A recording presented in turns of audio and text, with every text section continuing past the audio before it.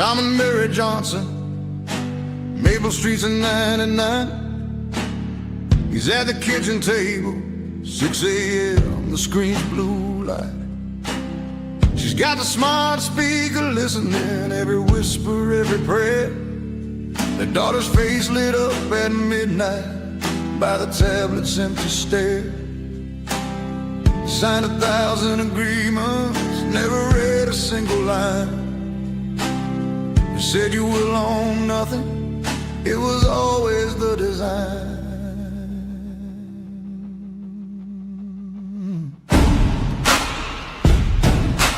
Tom checked his retirement, thought he had it saved away, but he's just holding IOUs. The banks get paid first when it breaks. He bought the coin that promised him would set his family free, but every transaction on the chain was there for all to see.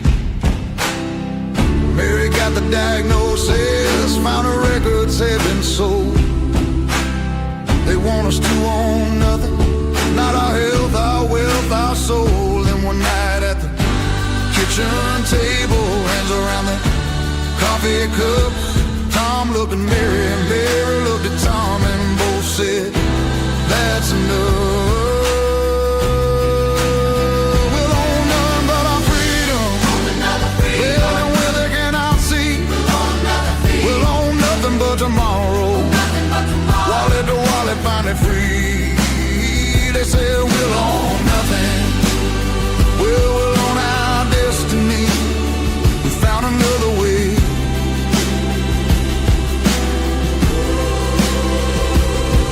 Now they're trading private coins, no ledger they can read.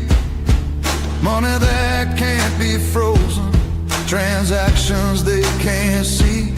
Daughter's learning in her kitchen, not a screen that steals her soul. Son knows how to build things on nothing they control. Found 1,000 other families, wallets linked but names unknown. When they said we'd own nothing, we build a world they'll never own. We'll own nothing but our freedom, building where they cannot see. We'll own nothing but tomorrow, wallet to wallet, finally free. They said we'll own nothing, well, we'll own our destiny. We found another way.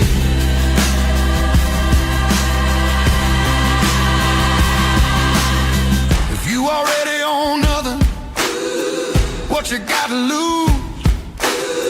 If they already took it all, what's left for you to choose?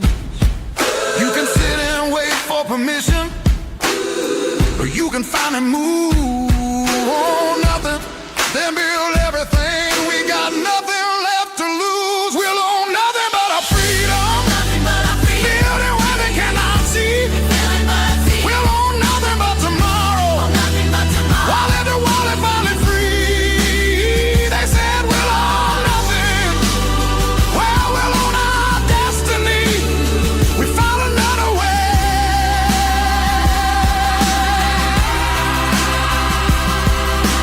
Tom and Mary Johnson, they don't own a thing they say, but they got nothing left to lose now. Come and build another way.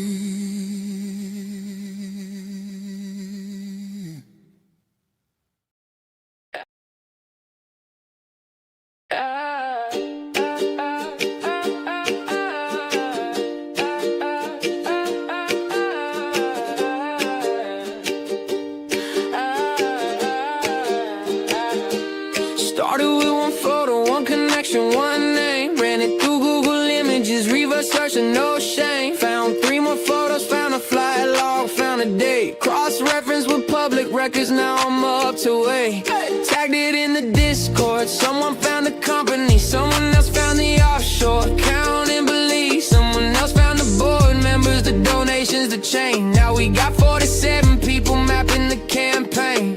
1 becomes 2, becomes 10, becomes more. Truth has a network effect we can't ignore. Every connection reveals 10 more doors.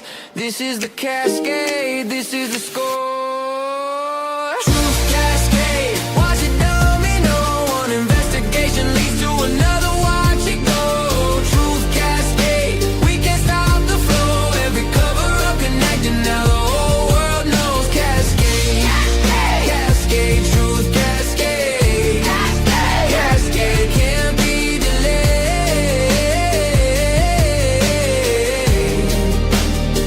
Can't be delayed. Metadata embedded in the image. We extracted the GPS from the location, from the property records, found the LLC, found the shell company, found the parent corp, found the CEO. Cross-reference political donations, now we got the quid pro quo. Someone made a spreadsheet, someone made a map, someone made a timeline, someone made a slab, someone made a TikTok thread, 2 million views in a day. Someone made a GitHub repo, organize the array. 1 becomes 5 becomes 50 becomes spread.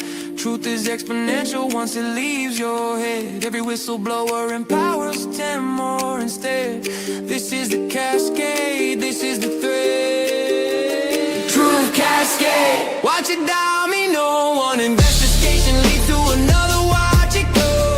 Truth cascade, we can't stop the flow. Every cover up connected, now the whole world knows. Cascade, cascade, cascade, truth cascade, cascade, cascade, can't be delayed.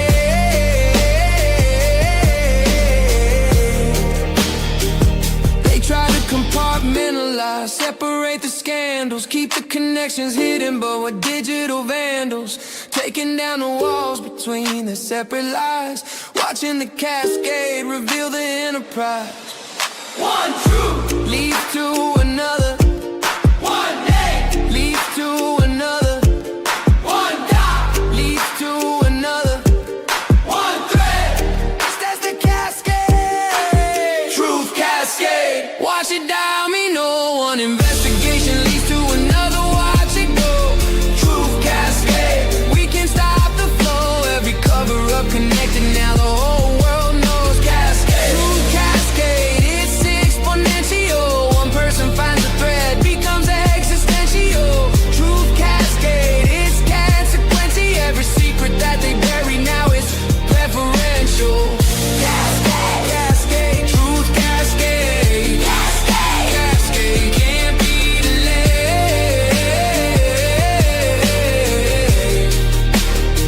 Can't be delayed. Cascade, cascade, truth cascade. Started with 1 photo, ended with 500 connections. That's the cascade, that's the power.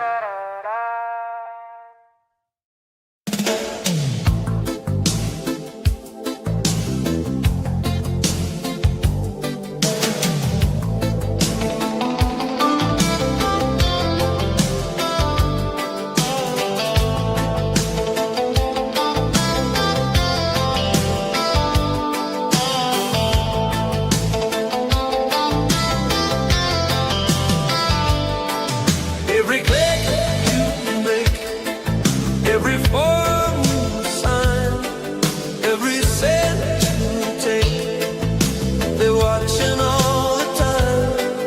Every word you speak, every thought you share, they're building up a cage and you don't even care. But we see through the screen now, we're breaking from the machine now.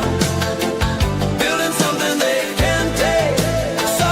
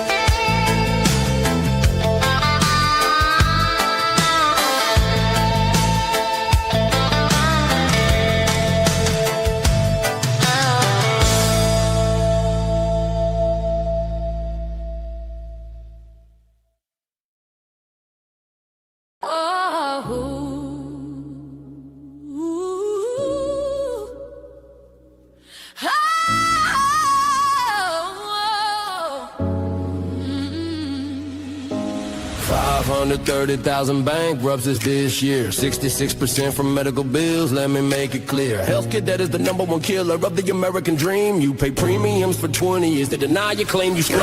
$10,000 deductible, 20% copay by the time the bill arrives. Your life savings gone away. Emergency room, 3 hours, $80,000 bill. Insurance said not covered, designed to rob, designed to kill. But there's a way out, 3 pledges, 3 steps to being free. Medical trust protects your assets. Creditors can't touch what they can't see. What's-a-com, 80% savings, pay in Zano, stay private. Cancel your insurance, stop funding the system that's broken, let's riot. Do you pledge? Do you pledge? I pledge. Create a medical trust. I pledge. Protect your assets, creditors can't take your home. Do you pledge? I pledge. To cancel your insurance? I pledge. Stop paying for life, you're not alone. Do you pledge? To try medical tools and what's the rock? 80% saves and keeps you on.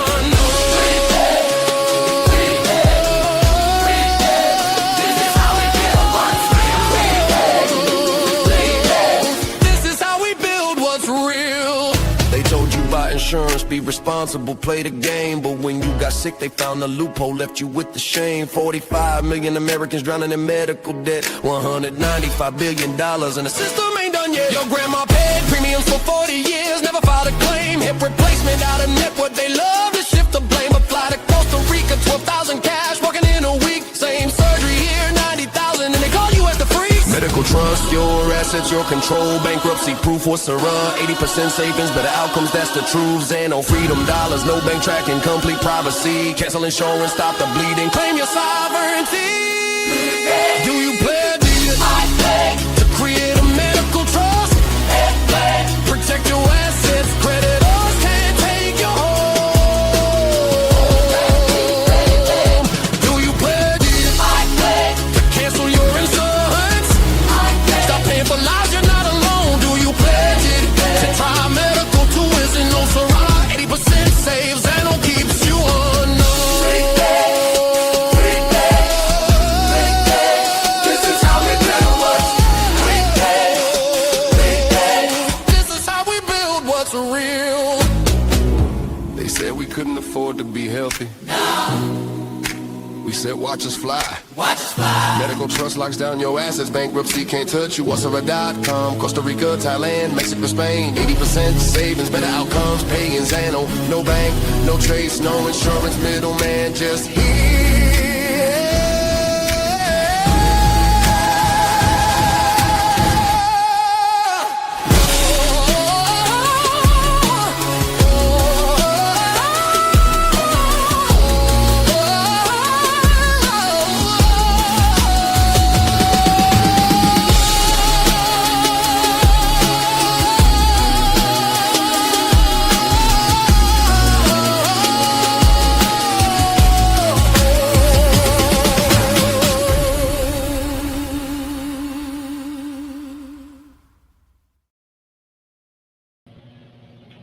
Well, Happy New Year. Welcome back to the Inundation. This is Season 3, Episode 1. So very grateful for everyone that's showing up on this holiday on the first day of the year.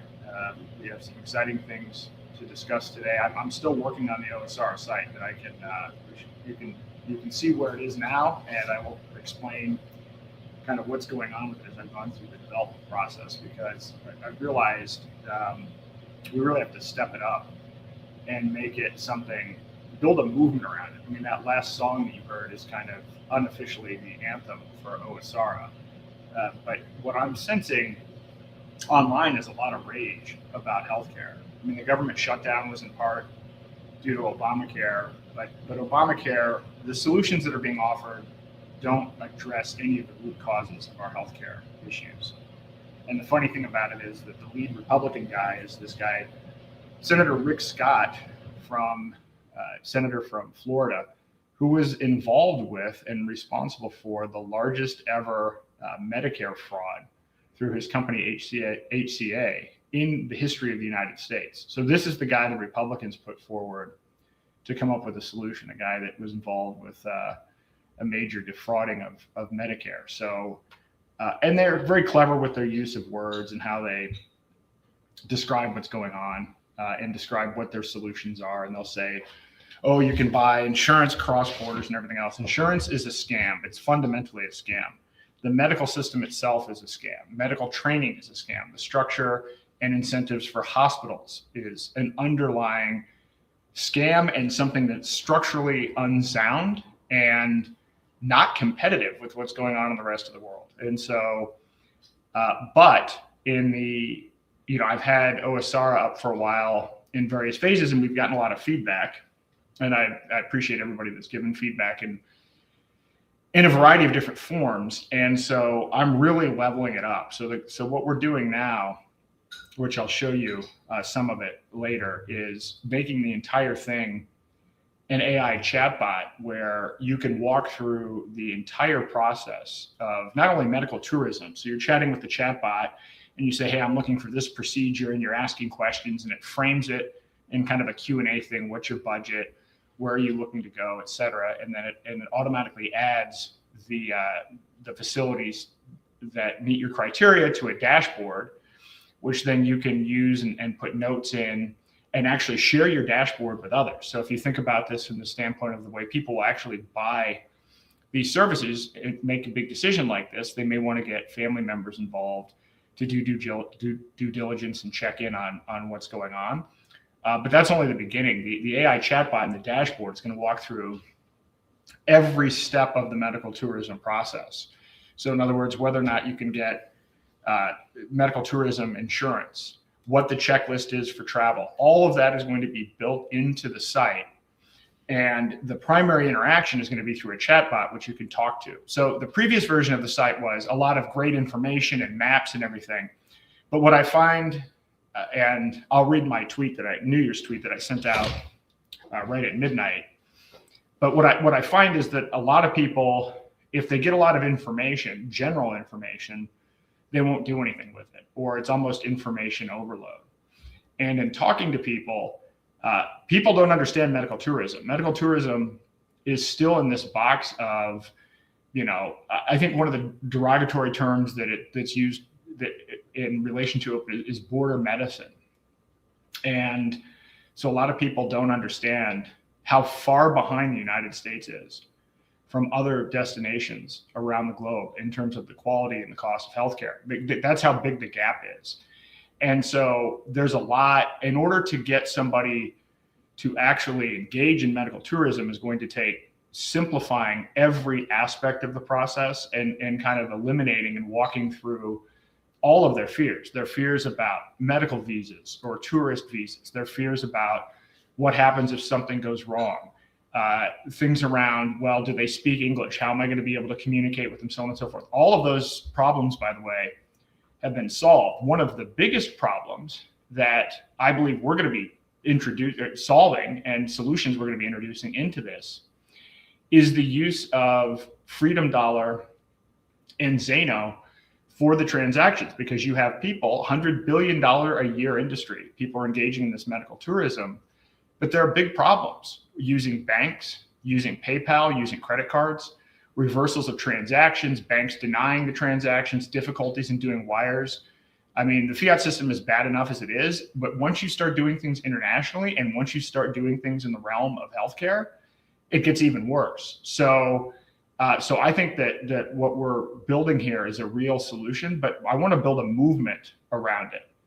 And that song that I played, 3 Pledges, we need to harness the anger. There's too much of, well, you know what? What I'm going to do is I'm going to read my New Year's Day tweet, because I put a lot of time into it because it kind of reflected. It was a good opportunity to reflect at the end of the year about everything that had happened, excuse me, over the last year, which was actually an amazing, breathtakingly fast and yet at the same time slow. It seemed like it went in an instant, but then it also seemed like it was an entire lifetime all at once. We traveled all over the world and on a variety of different fronts, not only warning people about CBDCs, trying to introduce people to privacy coins, trying to help with our crypto political prisoners. I mean, it was actually pretty pretty hectic across the board. But this tweet that I put out summarizes the conclusions that I've come to, really reflecting on what's happened, not only over the last year, but really probably the last 3 years. So I'll just read it. Happy New Year. Now wake up. 2025 was the year of the white knight false prophet. Did you fall for it?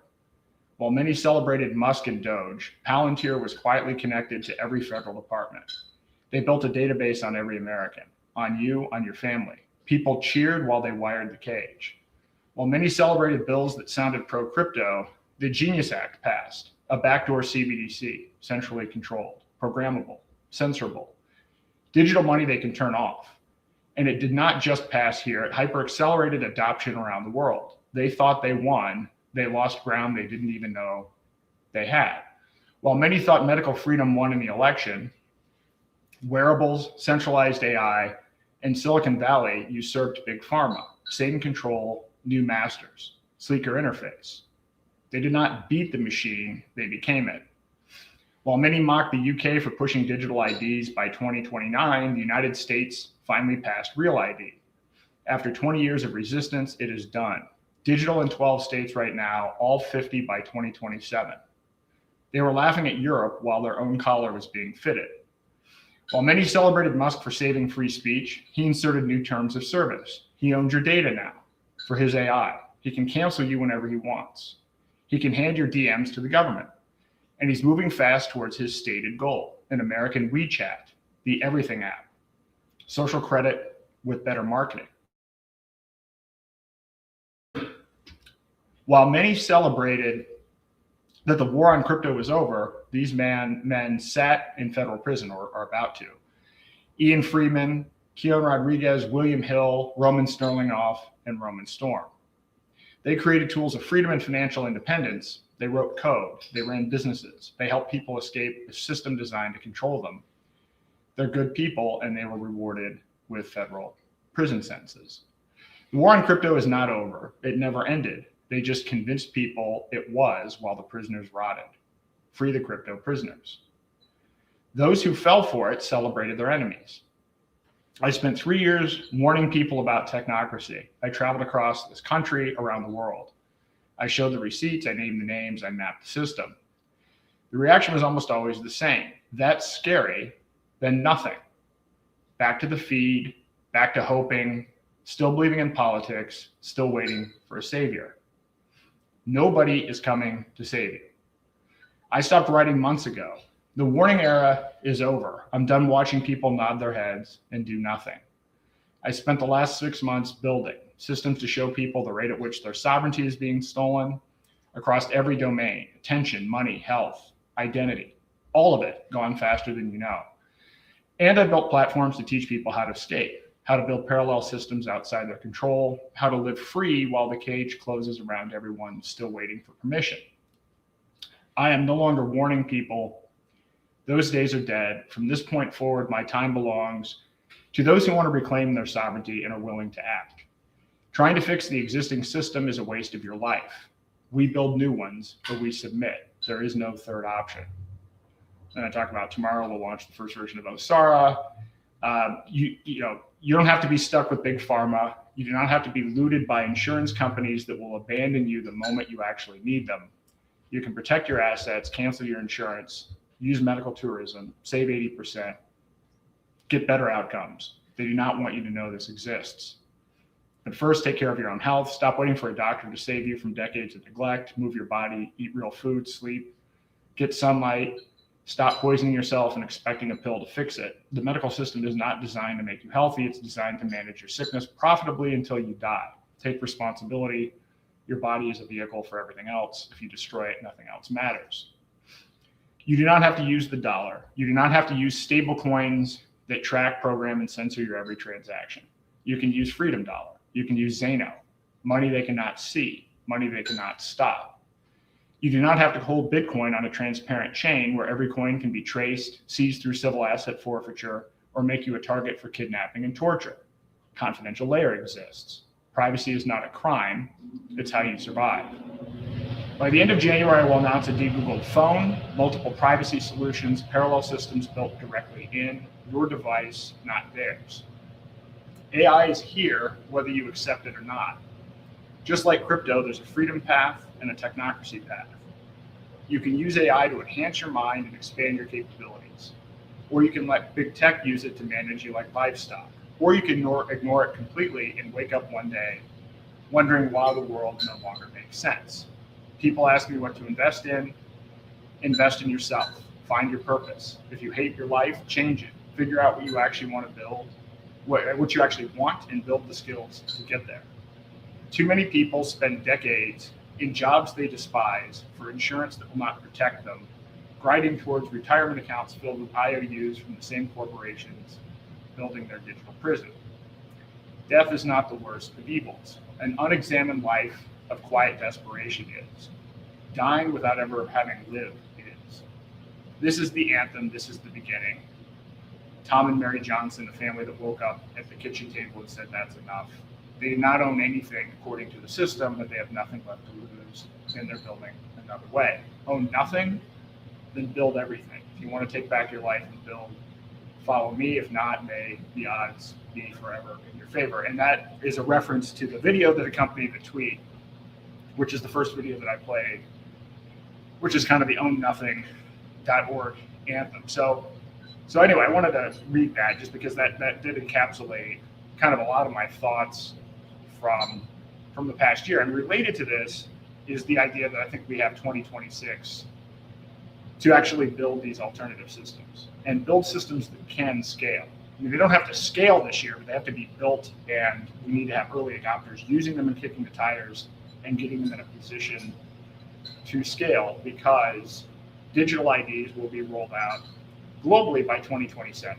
And backdoor CBDCs, stablecoins, the Clarity Act, centralized tokenization of everything that we own, that will happen next year. So there's literally no time left. This isn't even there's no time to wait. There is no 2030. That's not even the end date. That's the end date by which they're gonna have all this stuff fully implemented. And there's a certain point where there's a point of no return, because once everybody's kind of encapsulated in this. I mean, right now you're already seeing travel, they're already putting restrictions and requirements on collecting biometric information if you're going into other countries.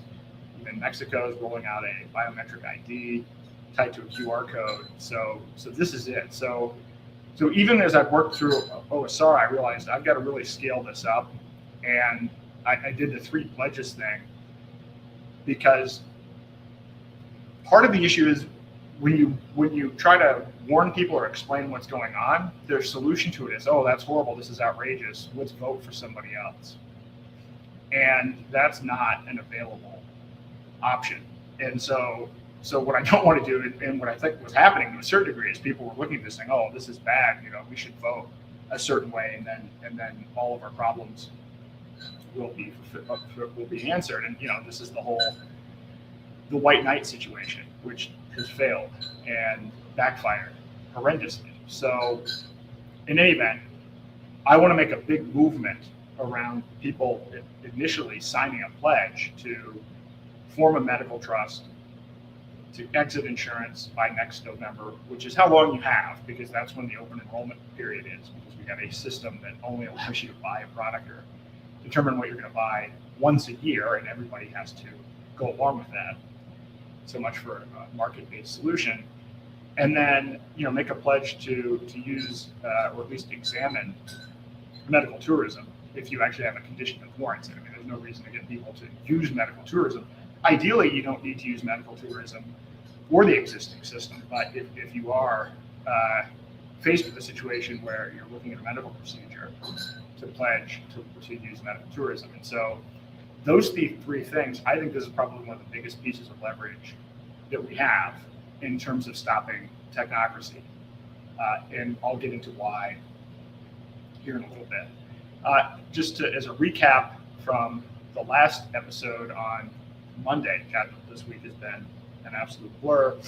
On Monday, I walked through the latest updates on Technocracy Atlas, which I've updated further. So I've added search, and we've analyzed more of the files. You can go there and look at 19,400 images from all of the Epstein collections that have been put out there so far. And they've all been scanned by OCR. They've been scanned looking at the actual images, and then they've been scanned using facial recognition as an initial pass. And then there's the ability for you to go in and use an image feature to identify the faces. So we can crowdsource identifying who these people are. And then there's kind of a Reddit style system where people can launch investigations and discussions on all of the material. So this is a framework that I want to use, and I'm going to continue to tweak and refine for how we crowdsource information about all of technocracy.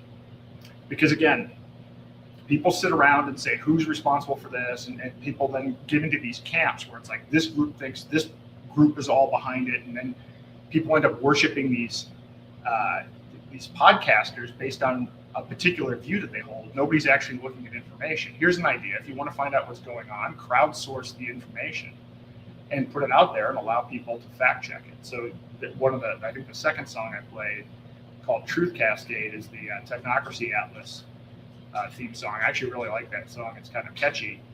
And the idea behind the song is, we should get all generations involved in this. Different generations have different skills in terms of being able to even crowdsource some of this information. And the reason that I spend time on Epstein isn't because even of the sex trafficking aspect of it. It's because he's core to technocracy. He was the money man for, well, we're still trying to figure that out, but he was at the intersection of, excuse me, he was at the intersection of AI, stablecoins, CBDCs, genetic engineering, all of it, all of the big technocratic things. He was heavily involved right in the middle of all of it, and then usually right at the very beginning stage, which I think is pretty peculiar. And we need to kind of track down what all of that is about. But even tracking that stuff down, we still have to build parallel systems. So I don't want to even spend a lot of time on the Technocracy Atlas side, only to the extent that it helps wake people up to the fact that what's going on here is not just a consequence of one election or even political parties. It is a changing network of people, but that have a shared ideology towards technocracy, authoritarianism, and then ultimately kind of, zapping us of our free will by creating this top-down, highly controlled and regulated system. So that's a good episode to check out. And then a couple episodes before that was America 1.0 is over, and that's where I launched the newest version. Again, these are not final versions or even version 1.0, but a newly revised version of ownnothing.com, which is critical moving forward. So all of the tools, even OSR and everything else, I want these to be tools where each individual can use them to diagnose their individual situation. So in other words, what is your sovereignty personally? How much of your attention are you giving up to, AI algorithms and big tech and to media? And to what extent are you programmed by your beliefs the first 7 years of your life or by government schools, et cetera? To what extent do you own your money? Most people, by the way, don't own any of their money or any of their investments, and that's what part of the Own Nothing site does. It's a whole series of tools that allows you to map in 7 different domains what your true sovereignty is. And then, of course, the answer to that is, Own Nothing then links off to these other sites and other solutions, and increasingly bringing in other resources. It's going to be kind of a directory of sovereignty resources, if you will. Some of them I'm building, but it's not about pushing the stuff that I'm building. I'm only building stuff because it doesn't exist, and I think that it's absolutely critical, but we're going to promote the whole variety of tools to help people make decisions about how to take control of their own life. And the week before that, episode before that was about confidential layer, which I think is an important episode, which I'll get back to, I don't know when, maybe in a month, with more guides and information about this. But it's very exciting that you can make your Bitcoin, Ethereum, Solana, and other cryptocurrencies private and spendable. Again, I want to remind everybody, if you haven't signed, I'm going to put the link in the comment. Please sign Free Ian now. the petition. Ian is still rotting in prison, entering his third year of his 8-year sentence. It's absurd. He shouldn't be there at all. It was, I guess I call it a victimless non-crime is what he's in there for. And ultimately he's in there for conspiracy, which is what they charge you with when you didn't do anything wrong, but they couldn't find anything. And I'm not just focused on Ian. There are others, and I listed them off, but I think Ian deserves a lot of extra attention. I don't think he gets enough support. His case was, he was kind of the OG of the government cracking down on this. So, so he was kind of the sample. I mean, I guess he's where the DOJ and the FBI and everybody cut their teeth on how to orchestrate taking somebody down for political reasons.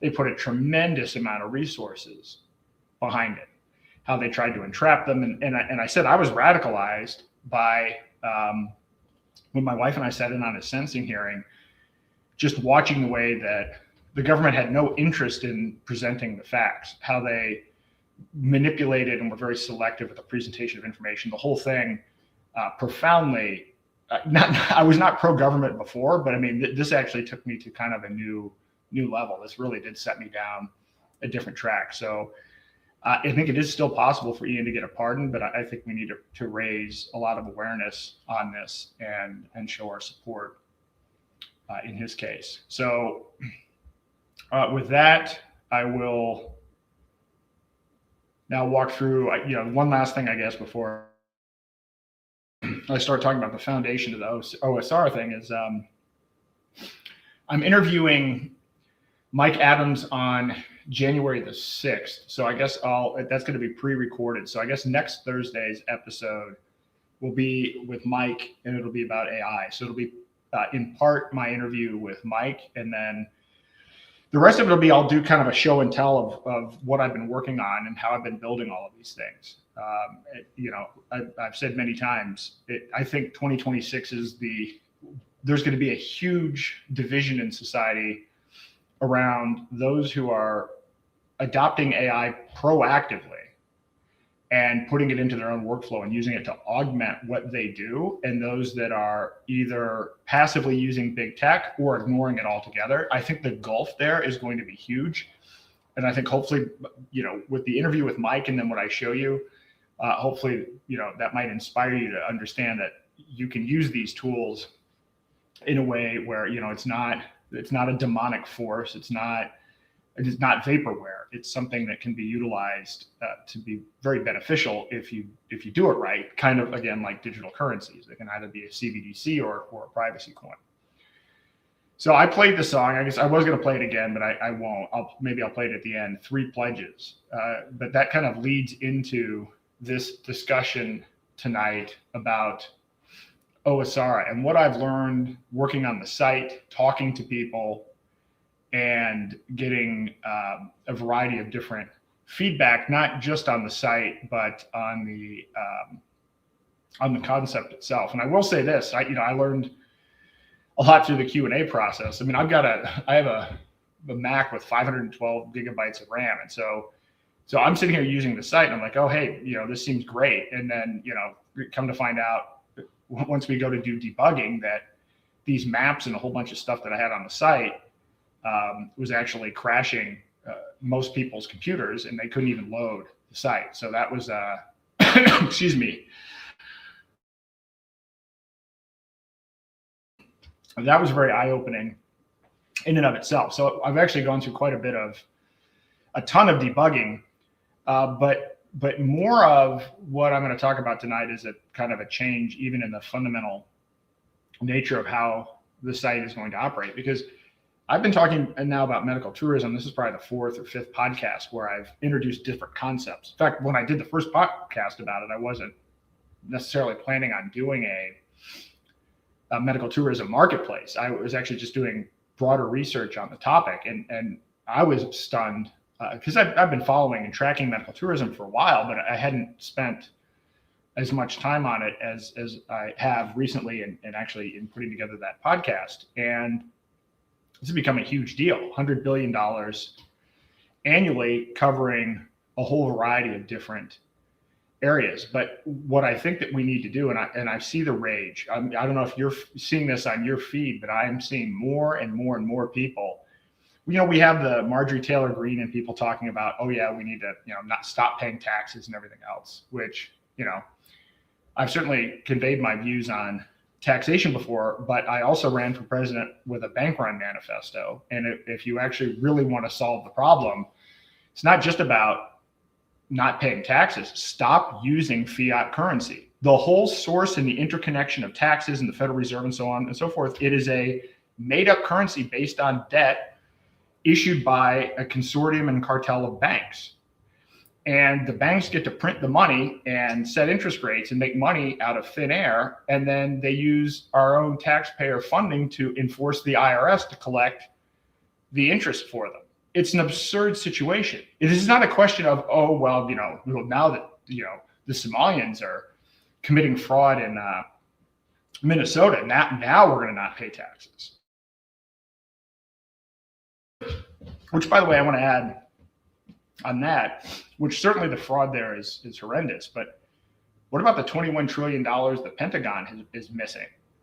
Where are the calls for, why isn't the DOJ calling to arrest the people in the Pentagon that haven't passed an audit 8 years in a row, and where we're missing $21 trillion? Like, we've lost the plot. And this is classic what happens, right? They get everybody riled up over something that looks like it's a big deal, only to mask the fact that Congress is a crime scene, and our own Defense Department is probably the biggest financial fraud in the history of human civilization, right? No one wants to talk about that. Let's now focus on the Somalians. Let's focus on Tim Walz so that we can give a glide path for J.D. Vance, the puppet for technocrat, to be for a technocracy to become the next president. So anyway, a lot of diversions there, but I see the anger. I see people canceling their insurance already, not part of our initiative. I'm seeing people start to share the line items of the bills that they're paying for their medical expenses. And this is part of the site. This is part of, I want to build a movement. I want this to be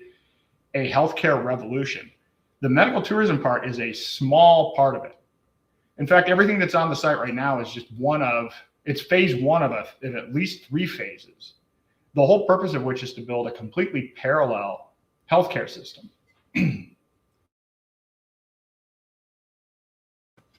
And so it's not, you can replace our broken doctors and hospitals and system for when you're sick. That can be replaced with medical tourism.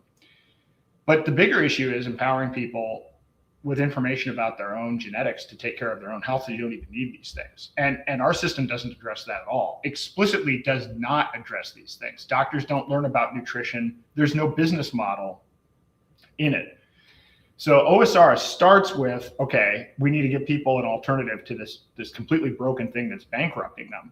But then there's a whole, couple of other layers to it. But what I want to do with the site is, I'll go through the slides here, and we can discuss these kind of one at a time. But the crisis here is pretty substantial. And I mean, when I say substantial, we're dealing with a situation where, let me see what's going on here. We spend $5.6 trillion a year on healthcare in the United States. This is an absolute crisis. And you can see the graphs and what percentage it is now of corporate expenses, the percentage that it is for families in terms of their overall budget. It's a number 1 or number 2 cost item at this point for both. And so the situation that we're in right now is 530,000 people in the United States file for bankruptcy every year. And 2/3 of that is medical bankruptcy. So medical bankruptcy is the number 1 cause of personal bankruptcy in the U.S. 1 person every minute files for bankruptcy. This is where the medical trust part comes in, because what often happens is the hospitals and the medical system end up taking people's homes, because these are largely people that have insurance and have homes. This is not it's poor people bilking the system. It's, whatever it happens to be. No, it's not. It's the opposite. And 75% of these people have insurance. Insurance does not actually protect you from catastrophic claims. The whole idea of it, that's one of the talking points that they want you to believe, and it's completely false. So the system isn't broken. It's working exactly how it was designed. You're literally paying them to be bankrupt. And most people think that they don't have a choice. They think that it's the only thing that's available. Your only choice is, am I going to pick an HMO or PPO, or am I using a high deductible health plan? That's what people think the choices are. Or, is it going to be whatever, extending Obamacare, or whatever the Republican plan is, which again doesn't address any root problems here. So there are three pillars to what we're going to push as part of a big movement. And I want to make this a huge movement. These pledges are at the core of it, but there's going to be a whole social media campaign around it, because I will tell you, these videos, so I can talk, I can put together websites, I can show you all of the charts, I can give you tools to calculate how the system impacts you directly, which most people don't understand and haven't gone through. But nothing is more impactful than a single person sharing their own story. And because this is something that happens hundreds of thousands of times per year, those are all potential case studies. And so you get somebody that looks like them demographically, that's in a similar situation, maybe a similar geography, similar age profile, whatever, sharing their story, then they're going to share it with their friends. And so you get a whole bunch of these people to share their stories. And then all of a sudden, we have a real opportunity to completely, it's not just transform the system. The system doesn't need to be transformed. It needs to be replaced with a parallel market-based solution. What we have has no remnant or aspect of the marketplace at all. Insurance companies are not free market companies. They are wards of the state. They are administrators that get paid for being inefficient and for denying claims and being inefficient at paying the healthcare providers that utilize their service. That's not a business model. A marketplace would not support that. So there are three pillars to this pledge, three pillars to what I'm proposing here. Pillar one is form a medical trust. So this is huge. And what I'm going to be updating next and integrating into the AI are specific tools to walk people through all aspects of the process of setting up a medical trust. And you have to do it now, right? And I'm not saying, I'm not a lawyer, I'm not selling these services. I'm saying this because you can sign a legal agreement, you can form a legal agreement, a trust, and put all of your assets in it that will protect you from bankruptcy and will protect you from creditors. But you have to do it at least 2 years before you might have a catastrophic healthcare claim. This is how the trust law works. And by the way, just as a, again, I'm going to give you a preview on this, but obviously the whole point is the website and the AI and everything else will help you target your specific situation based on where you live. But just as with corporate law, most people think that they are, the only things that are available to them are whatever is local to them, right? So they think, well, the only healthcare options that I have are, well, what are my hospitals? What are the insurers in my state? Or if they look at a medical trust, they're like, well, what are the laws in my state? You do not have to form a medical trust in your own state. You can shop jurisdictions. This is absolutely critical. Corporations typically file in Delaware or Wyoming or Nevada because they have better pro-business terms, substantially better terms. Well, the same is true with these medical trusts. And we already have maps and everything on the site to show you how to do this, but South Dakota is a great place. Alaska is a great place. And so we're going to give you all the tools to understand this. And I want to say that it's not expensive to do this. We actually have links to online services where you can get a medical trust for like as low as $50, like $50 to $200. You absolutely do not have to hire a lawyer. And you can if you want, depending upon the situation. But I'm actually suggesting you do the research to understand how this works. And by the way, we're going to provide the tools to help you do that so that you can take ownership of protecting your own assets. It's not that hard. Lawyers, other people will try to make you think that it's that hard, but there are websites and tools that have already automated some of this. And as I've said several times, I don't know how many dozens of lawyers I've worked with over the years.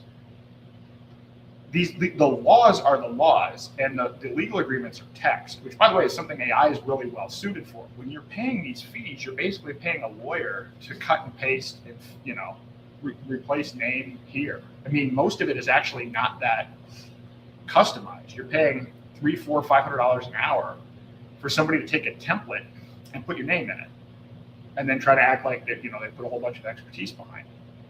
So, but you want to do this because one person a minute, again, is filing for bankruptcy. People lose their homes over medical debt. It's the number one reason people lose their homes. There's zero reason for that to happen.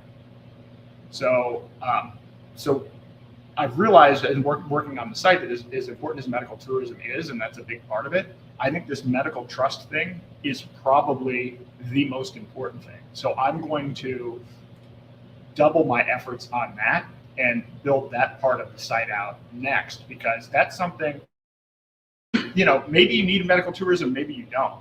Hopefully you don't, right? I mean, now some of these things are cosmetic, or some of these things may be stem cells, or you want to get an expensive physical that's like, $20,000 in the United States. You can get it for 10% of that cost in Turkey or somewhere like that.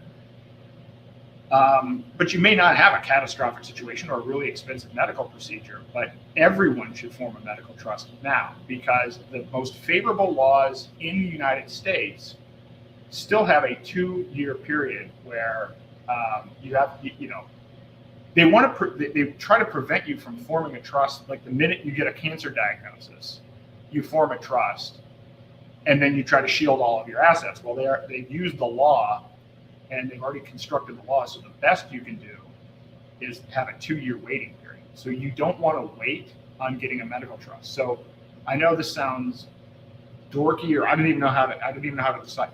A whole movement to get people to form a medical trust sounds like a weird thing. And I'm going to work on the marketing of how to even portray that. But this is like stop the hospital and Pfizer and the banks from taking all your shit, taking your house, taking your retirement, taking away your kids' education fund. This is what's at stake, and my mission is to make this really easy for anyone to do and to break down the barriers so that people do it. Because this is a big part of what they rely on.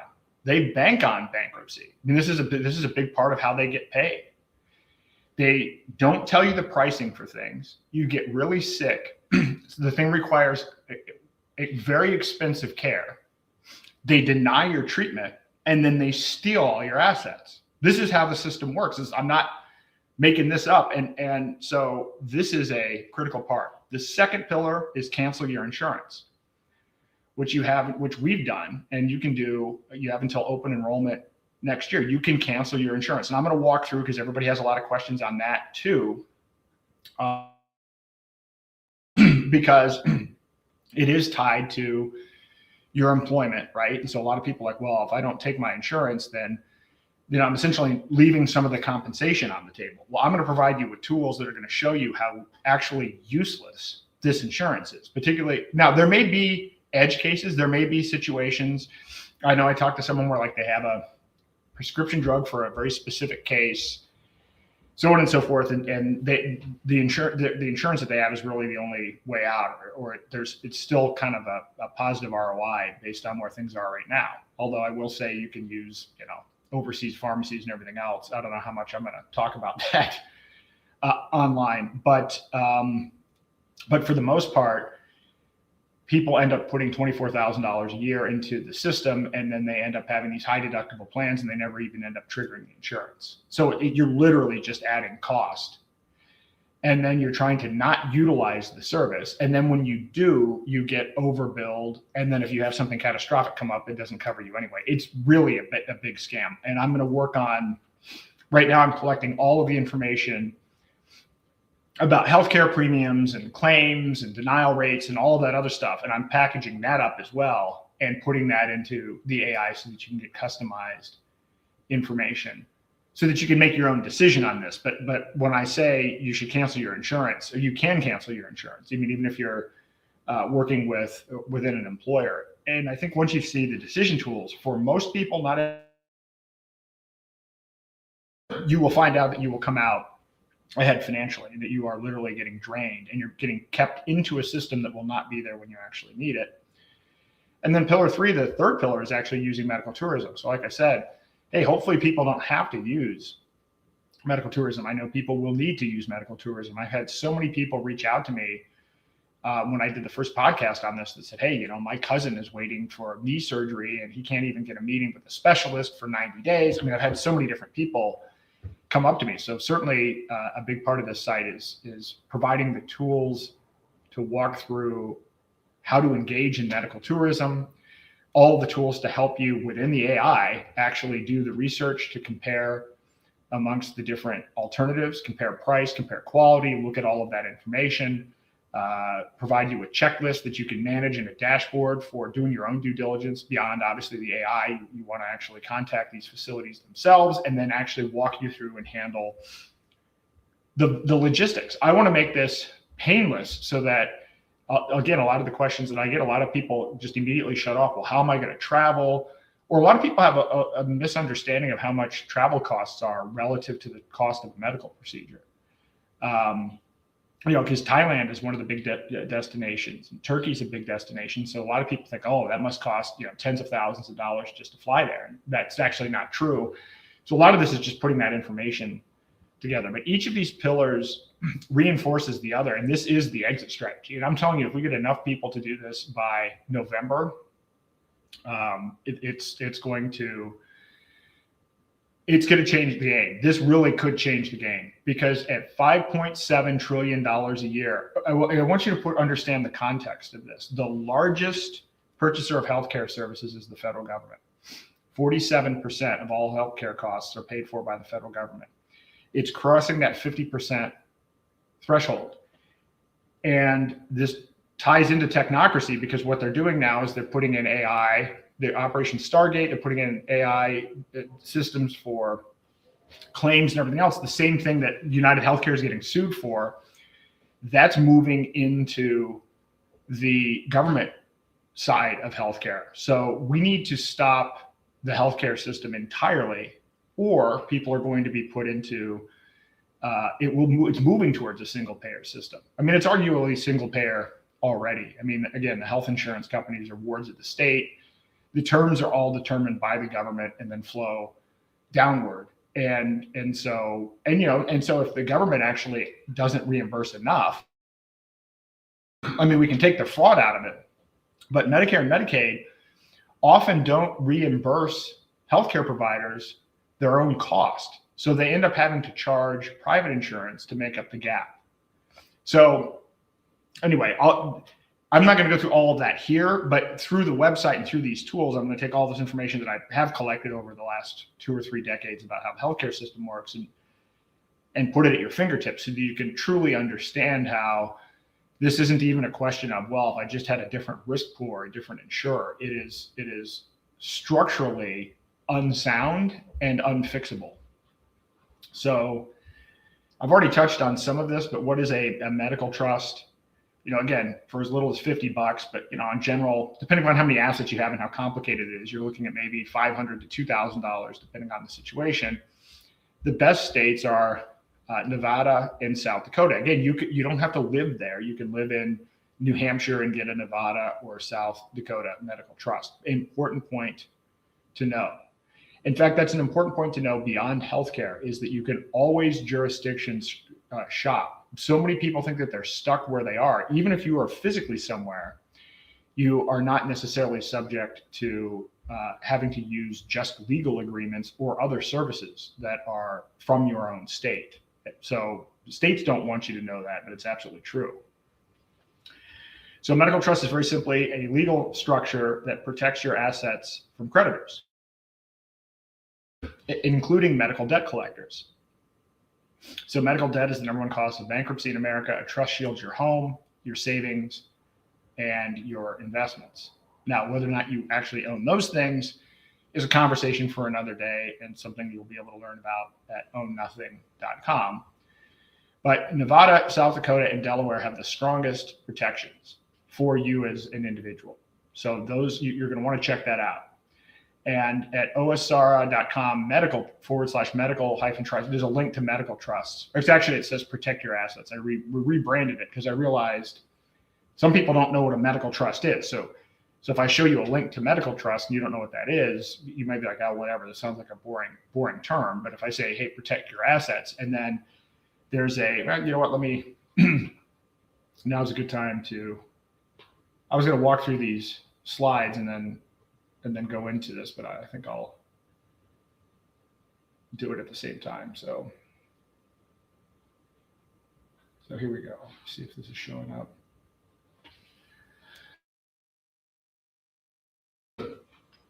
So what we have on the site right now, and again, I've decided that I'm going to really go all in on this. But we have, refresh. We have a protect assets tab at the top. So this is the very simple explanation at the beginning. Don't let medical bills take everything. The problem which we discussed, medical trust, is a legal structure that shields your assets. Why? State matters. Trust laws vary dramatically by state. Some states offer far better protection than others. And so what I've done is I've compiled all of the information, all of the actual trust laws directly, and put them into a database. And then put together a map so that you can sort and see how your state stacks up. Now, here's the thing. You don't, as much as I put all this together, what I realized is you don't really care about this. You actually just care about where should I actually go to get a trust. This is useful to know. It's useful to know, and probably not all that surprising, where you have, horrible trust laws and where the laws are more favorable towards the healthcare industry and where they aren't, right? I mean, I don't think this probably won't be a shock for a lot of you, but I wanted people to be able to learn about these things and to understand how to start measuring these things. So, how are these things ranked based on asset protection? What are the best states for protecting assets? Self-settled trust, where you can set up a trust where you are the beneficiary. And I'm not going to go into now all of the different kinds of trust law and everything else, but a lot of trusts are structured legally where you can't be the beneficiary. Somebody else needs to be the beneficiary, but in certain states, you can actually be the beneficiary of your own trust, called a self-settled trust.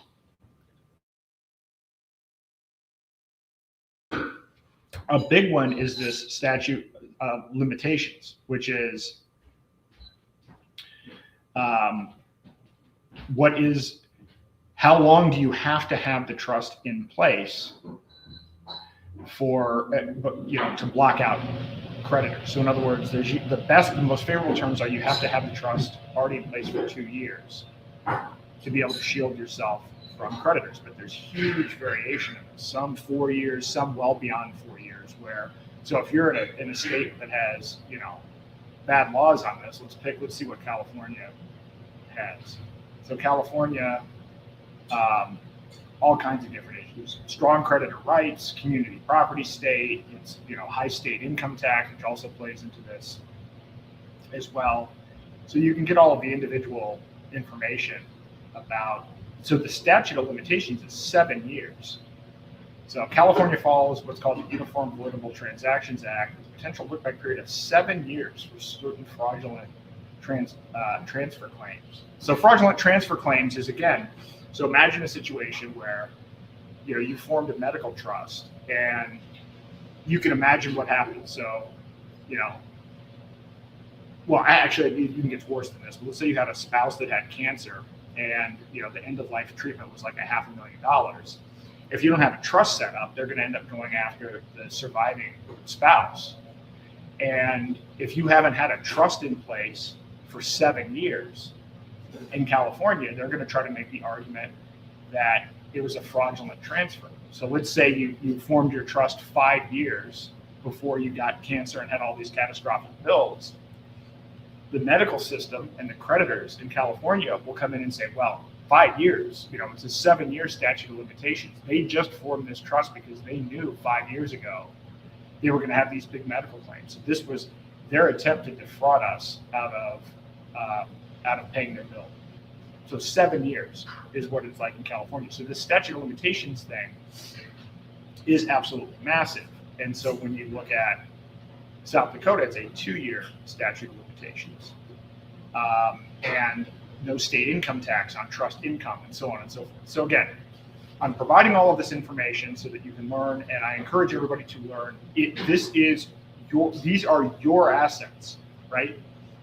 No one's coming to save you. You are responsible for your own assets. So even if this sounds boring, it shouldn't be, because, excuse me, there are laws and structures that have been put in place specifically to be able to take your assets, knowing everything that's going on with this. And by the way, this isn't even a situation where like, oh, well, you're just trying to help, people from not paying their bills. The whole system is fraud. You can't even find out how much they're going to charge you. They overcharge you by, in some cases, 115,000%. They mark things up at the end. And they don't tell you in advance, and you can't negotiate the price. So this isn't a situation where it's like, well, we're trying to just not pay, engage in voluntary trade where we're not paying our own fair share. The system is designed to literally steal generational wealth. And there are these mechanisms in place to protect yourself. So I'd love nothing more than to see United Healthcare or Cigna have a conference call where their earnings were majorly impacted because a whole bunch of people signed medical trusts, and they were unable to steal their homes and steal their retirement funds and steal all their assets. That's the kind of thing that I want to see happen 2 years from now. I mean, even beyond that. I'm not even kidding.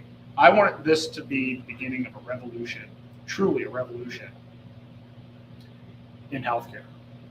So that's the medical trust side. On the insurance math, one of the things I'm trying to figure out next year is even what I'm going to do with this podcast, how much content I'm going to put in various forms. I want to move the podcast eventually, probably by the middle of the year, to bringing in people to tell their own stories. So in other words, I can put together the framework and the tools, but it would be better for you to hear from people themselves. But there's educational material, and there's things about the structure of how insurance works that just people don't know. And I think it's important to try to lay it out and explain it. So I'll continue to do that to some degree on this podcast and give kind of a high level overview, but more importantly, I'm going to take the data and put it into these tools so that you can see how it applies to you and your life. The average American family pays $24,000 a year in premiums. And then on top of that, there's a $3,000 deductible before they pay anything. And after all of that, 18% of claims are denied anyway, and that is increasing, by the way, in a massive way due to AI. So you're being paid $24,000 a year to basically be told no. So, and what they don't tell you is that your insurance company also shares your medical data. They share it with your employer, they share it with government agencies, and they share it with data brokers. Every diagnosis, every prescription, every procedure is not private. They own it.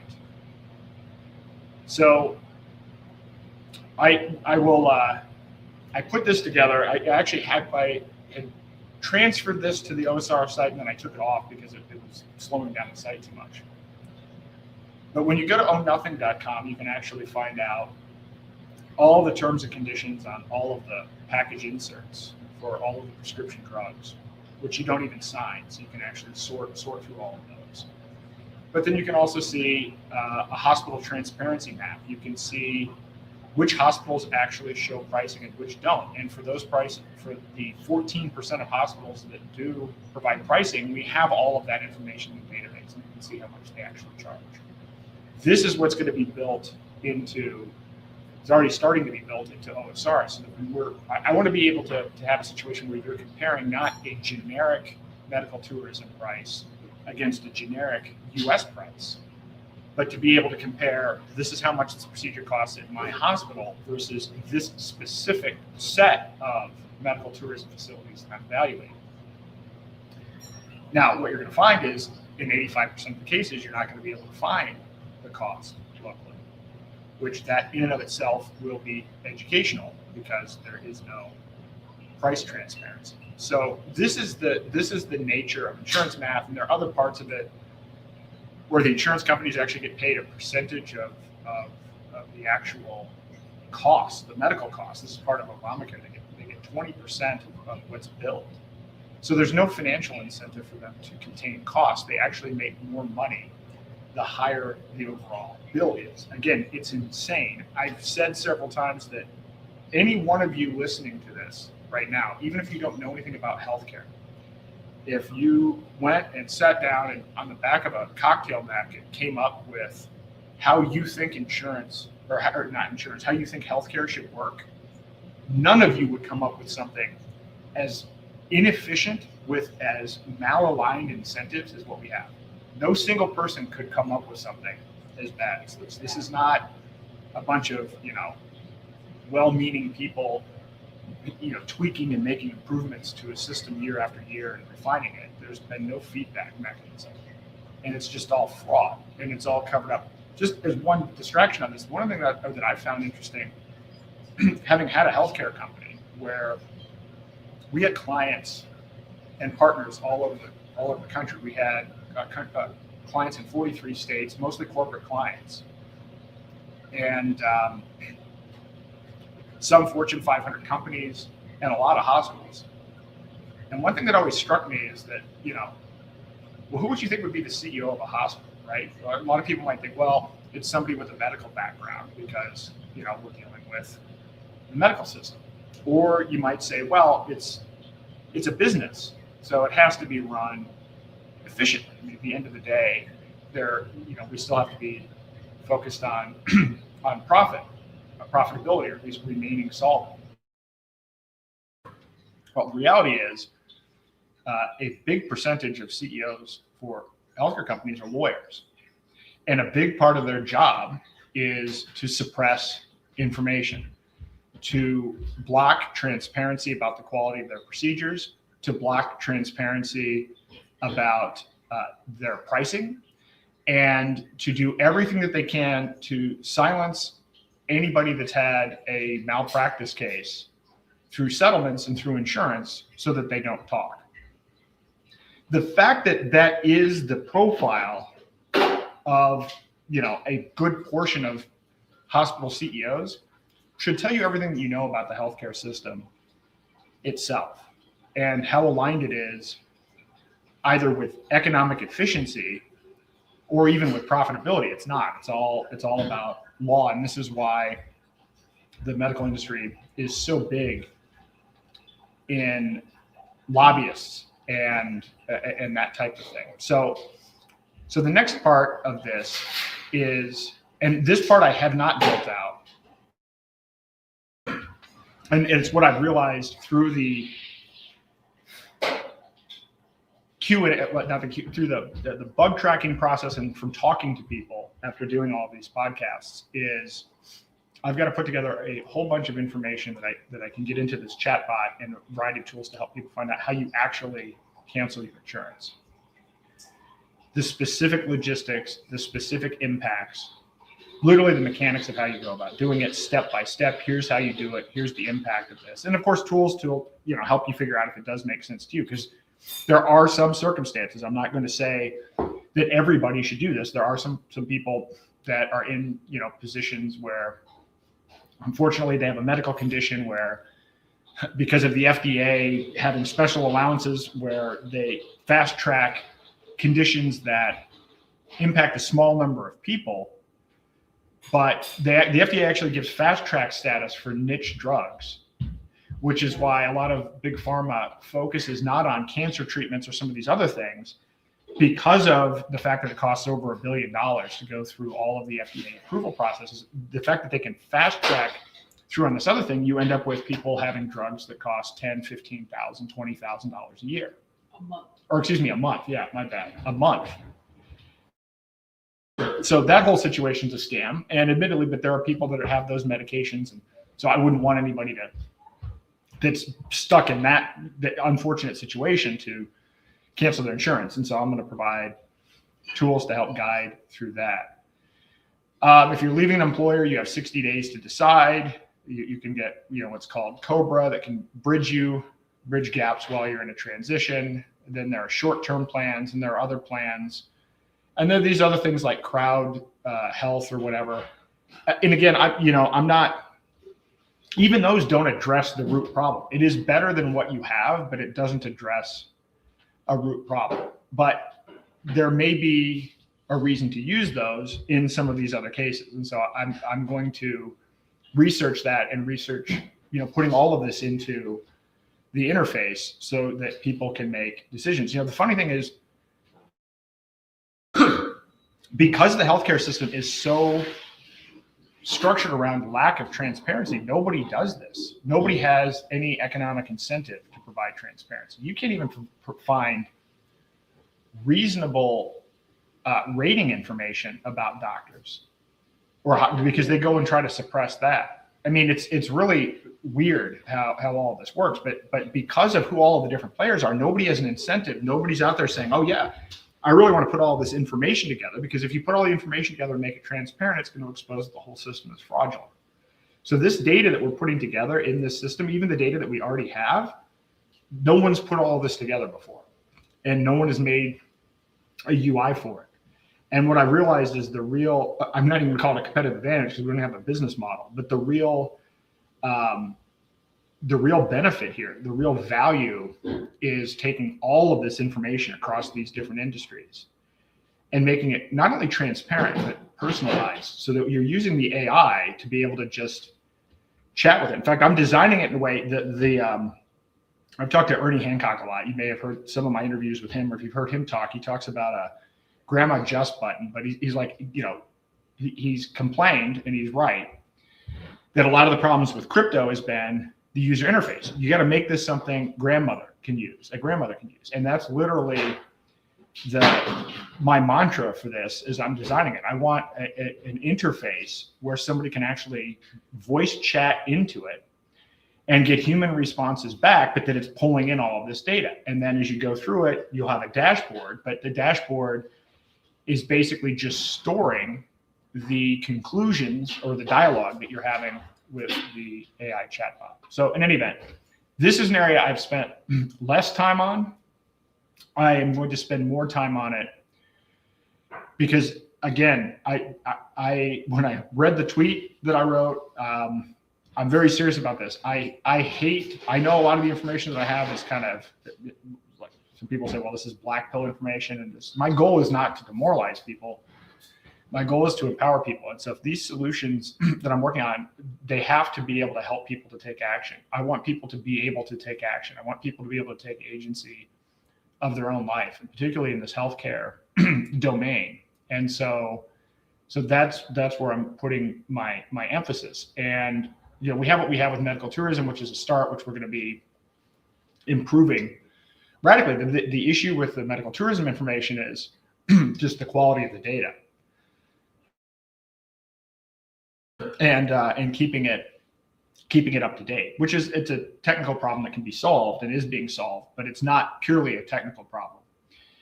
In the end, it's a human problem, which is why I'm grateful that my wife is a partner on this as well, because she knows a ton of this stuff. I've talked about it. She's been on before, and she'll certainly be on again, but she knows more than anyone I know about a whole variety of things related to healthcare, not just related to the law or nuances with respect to that, but she knows so many different types of modalities of healing, and is an incredible researcher. So we're going to have the best information out there that we can, aggregate it as well. So in any event,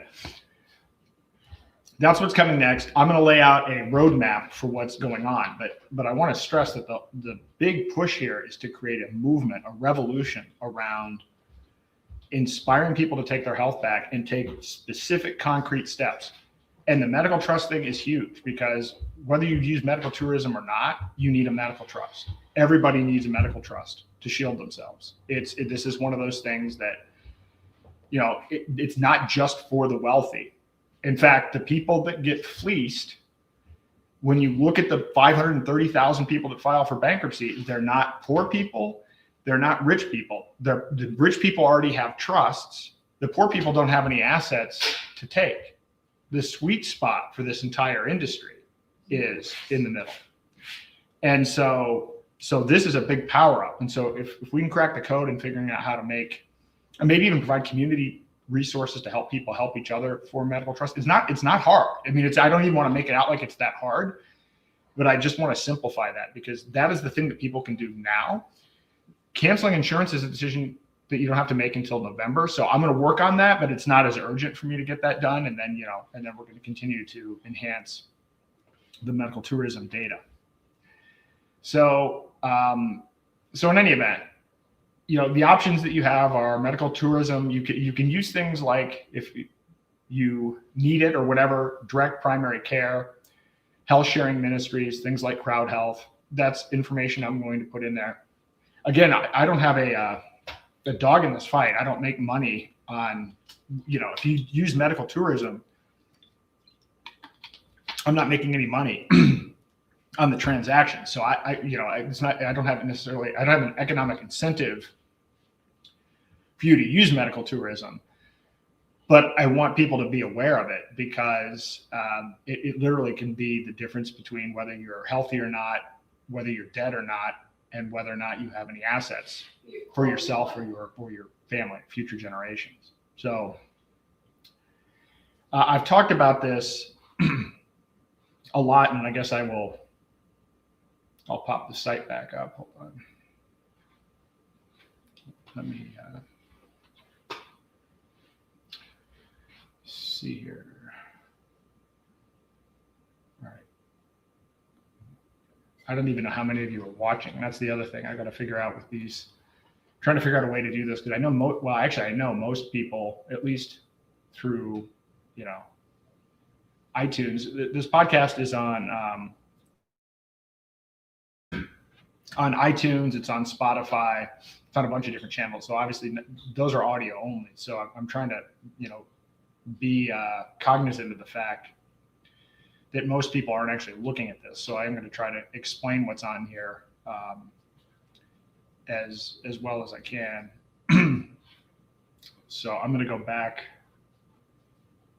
to the OSR site. So we have generic tools here. So there's a learn section on the site, and the learn section allows you, this gives, so right now the way that this works is it gives you general information. So why you should leave. It exposes the pricing scam and the pricing scandal. It talks about, you know, comparative pricing between hospitals, and gives you generic examples of, you know, real insurance versus cash prices and all of that kind of thing.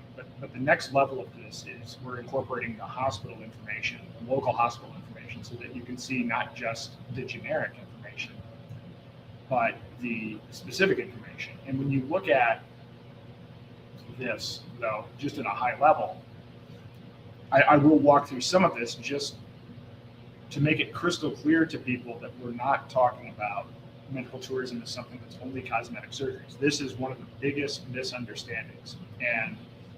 And obviously, since I've been talking about this, kind of everywhere I go, everybody I've been talking to is about this. So one of the biggest objections people have, and it's just because nobody knows about it, but one of the assumptions is that it's only for cosmetic procedures or minor procedures. And it's literally for, in some cases, it's for the most complex procedures and procedures you can't even get in the United States. But I'll just highlight some of the cost savings here, and at the same time, discuss some of the countries. the whole point of putting these tools together is that not all medical tourism is great. Just like almost all healthcare in America sucks, medical tourism varies. And what you find is that there are pockets of different countries that specialize in different things, and there are new countries that are actually getting into the game. So it's like anything else. It's an actual free market for healthcare, and like all free markets, they're dynamic. They're changing constantly. So it's really interesting to me to see some of these things, like a full mouth restoration, dental reconstruction. In the U.S., that's 60 grand. You can get this done in Mexico for 8 to 12 grand. Hungary, 9 to 13,000. Thailand, 12 to 18,000. And so I want to say this. So I'm going to go through some of these just as a way to also kind of educate on what I've learned about some of the various regions. So Mexico is actually a great place to go for dental work. There's a place called, it's Los Algodones, Mexico. It's called Molar City. 350 dentists, and they only have 5,400 residents in the entire city. So this is obviously the highest per capita dentist, and these are dentists that a lot of them come from the United States. This is, so the thing you need to understand is, if I say Mexico, you might be thinking, well, these are Mexican people that are Mexican trained professionals. In most of these cases, in a lot of these cases, these are often people that left countries like the U.S. top trained, or they're people that they may be, from Thailand or from Mexico, but came to the United States for training and then went back to their home country. And so you find that in a lot of these cases, these doctors speak English, and a lot of them are trained in America. So I want you to keep that in mind. This isn't like I'm going for something cut rate. The quality, if you research it properly, is actually higher, and the cost is materially less. So you can go to Mexico and get a full dental reconstruction for $8,000 to $12,000. I'm not going to go through every single subcategory here, but this page, the Learn page, gives you high-level categories, and then you can drill down and get the subcategories of the comparative cost for various medical procedures. Now, of course, our database has all of the different procedures. And so the biggest thing that we're working on right now is mapping the hospital data and how that's recorded versus how this data is recorded, so that you can compare apples to apples. But this is what we're looking at generally. Hair transplant is $15,000 to $25,000 in the United States. You can go to Turkey, $2,500 to $4,000. India, $2,000. A facelift, 20 grand in the U.S. It's 6 grand in South Korea. So what I've learned on this is, so South Korea is really cutting edge in a lot of different things. And actually, when I was heavily involved with the Ravencoin community, there was a massive South Korean contingent there. In fact, there were more South Koreans involved in Ravencoin probably than anywhere in the world. And so I became friends with a lot of these people. I met with some of them, and I actually learned some things. So we were looking to go out there for a while. We were going to go hang out in South Korea and visit. And they are really on the cutting edge. So in South Korea, they take the cosmetic surgery thing really seriously. And by the way, it's not just women; it's also men. Like if you have wrinkles, like having wrinkles in South Korea is a bad thing. Like I might argue that culturally maybe it's a little excessive. But if you are looking at cosmetic surgery, but also think about how high tech, South Korea, I believe, scores higher in innovation than the US. And you have Samsung, you have a whole bunch of different companies there, and they are obsessive about education. The other thing I've learned about Korea is, I think they go to school 6 or 7 days a week for a long period of time. They really they go hard, they grind on the education front. So as a result, there are a lot of really smart scientists and a lot of people who are very entrepreneurial. And so you will find in South Korea not only a lot of cosmetic procedures, but you will find things like stem cell research. Some people might not like this. Some people may find this to be morally objectionable. I'm just giving you what the facts are. One thing that I found and this is before even doing the medical tourism thing, they're like working on animal cloning. Like you can get your dog cloned in South Korea. So just, I'm trying to give you a feel and a flavor of what's going on. Thailand is the largest provider of medical tourism services in the entire world, over $8 billion a year. And this happened because after the financial crisis in the late 90s, currency crisis and everything, it became a national priority. And the original vision was for Thailand to become the medical tourism destination for Asia. And so it has become a global destination for everyone, including people from the United States.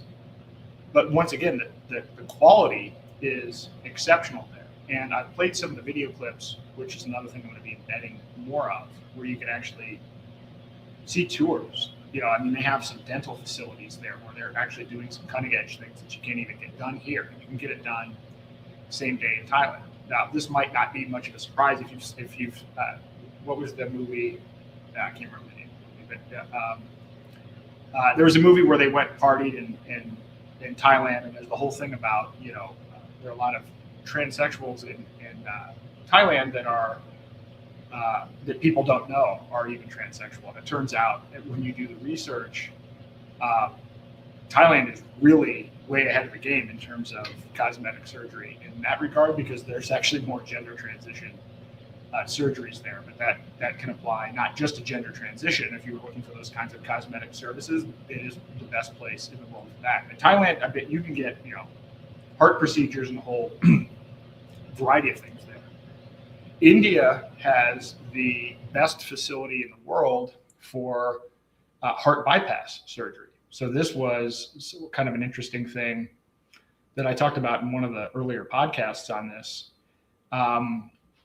You can get actually a complex bypass surgery done for $7,000. There's one facility that does more of these per day because they specialize in it, and they have better health outcomes than the Cleveland Clinic or Mayo Clinic, and they have a lower infection rate. Their infection rate is like 0.5%, which is a third of what you can get 1.5% at the Mayo Clinic or whatever, and it's higher than that in general. So it's interesting to learn. And again, it's dynamic. Turkey is also huge for this. One of the video clips that I showed is you can go and get a full workup, like a full executive physical. And these things are, you know, I don't know to what extent they're popular in the United States, but they're expensive. They're like $30,000 to go in and get a complete workup. And I mean, the facility that they have that I saw, that I have a clip from in Turkey, is like for $3,500, you get tests for every possible thing you can imagine. Multiple specialists come in. It all happens within a very short, 1 or 2 day time period. The facilities are absolutely state of the art. So Turkey, you may not have considered that, but Turkey is actually quite a destination for this. Then you get into other categories, and again, it just kind of turns out to be interesting to learn how the markets have developed. So if you're looking for IVF is $15,000 to $30,000 in the U.S. One of the probably the leading place in the world is the Czech Republic. It's $3,000 versus, I mean, it's 90% less, and the outcomes 45% success rate versus 35% in the United States. So again, this is like, it's an outlier. Why or how the Czech Republic came to be the leader in this category, I have no idea, but it's cool. I mean, to me, the fact that just actually learning about this is kind of interesting. And then again, some of these things are controversial for people, but if you want to do gender selection IVF, now you're looking at Mexico and Cyprus, egg donation, so on and so forth. And so this gives you a orthopedic surgery, so on and so forth. And so what I try to give you is kind of the general guideline. Now, the data that we have, we have 518 facilities in the database. The reason we selected this first group is because they're JCI certified, which is the same certification as major medical facilities here. We're not only going to limit it to that, but I didn't want to start off with a situation where people are using untested stuff where we don't even have any kind of information at all about accreditation or reviews or anything. I wanted to start off with safe, transparent locations where we actually have real data that we can compile. We're going to move and expand beyond this, but I just wanted you to understand that what we have put in here at the very beginning is intentionally facilities that meet certain accreditation standards.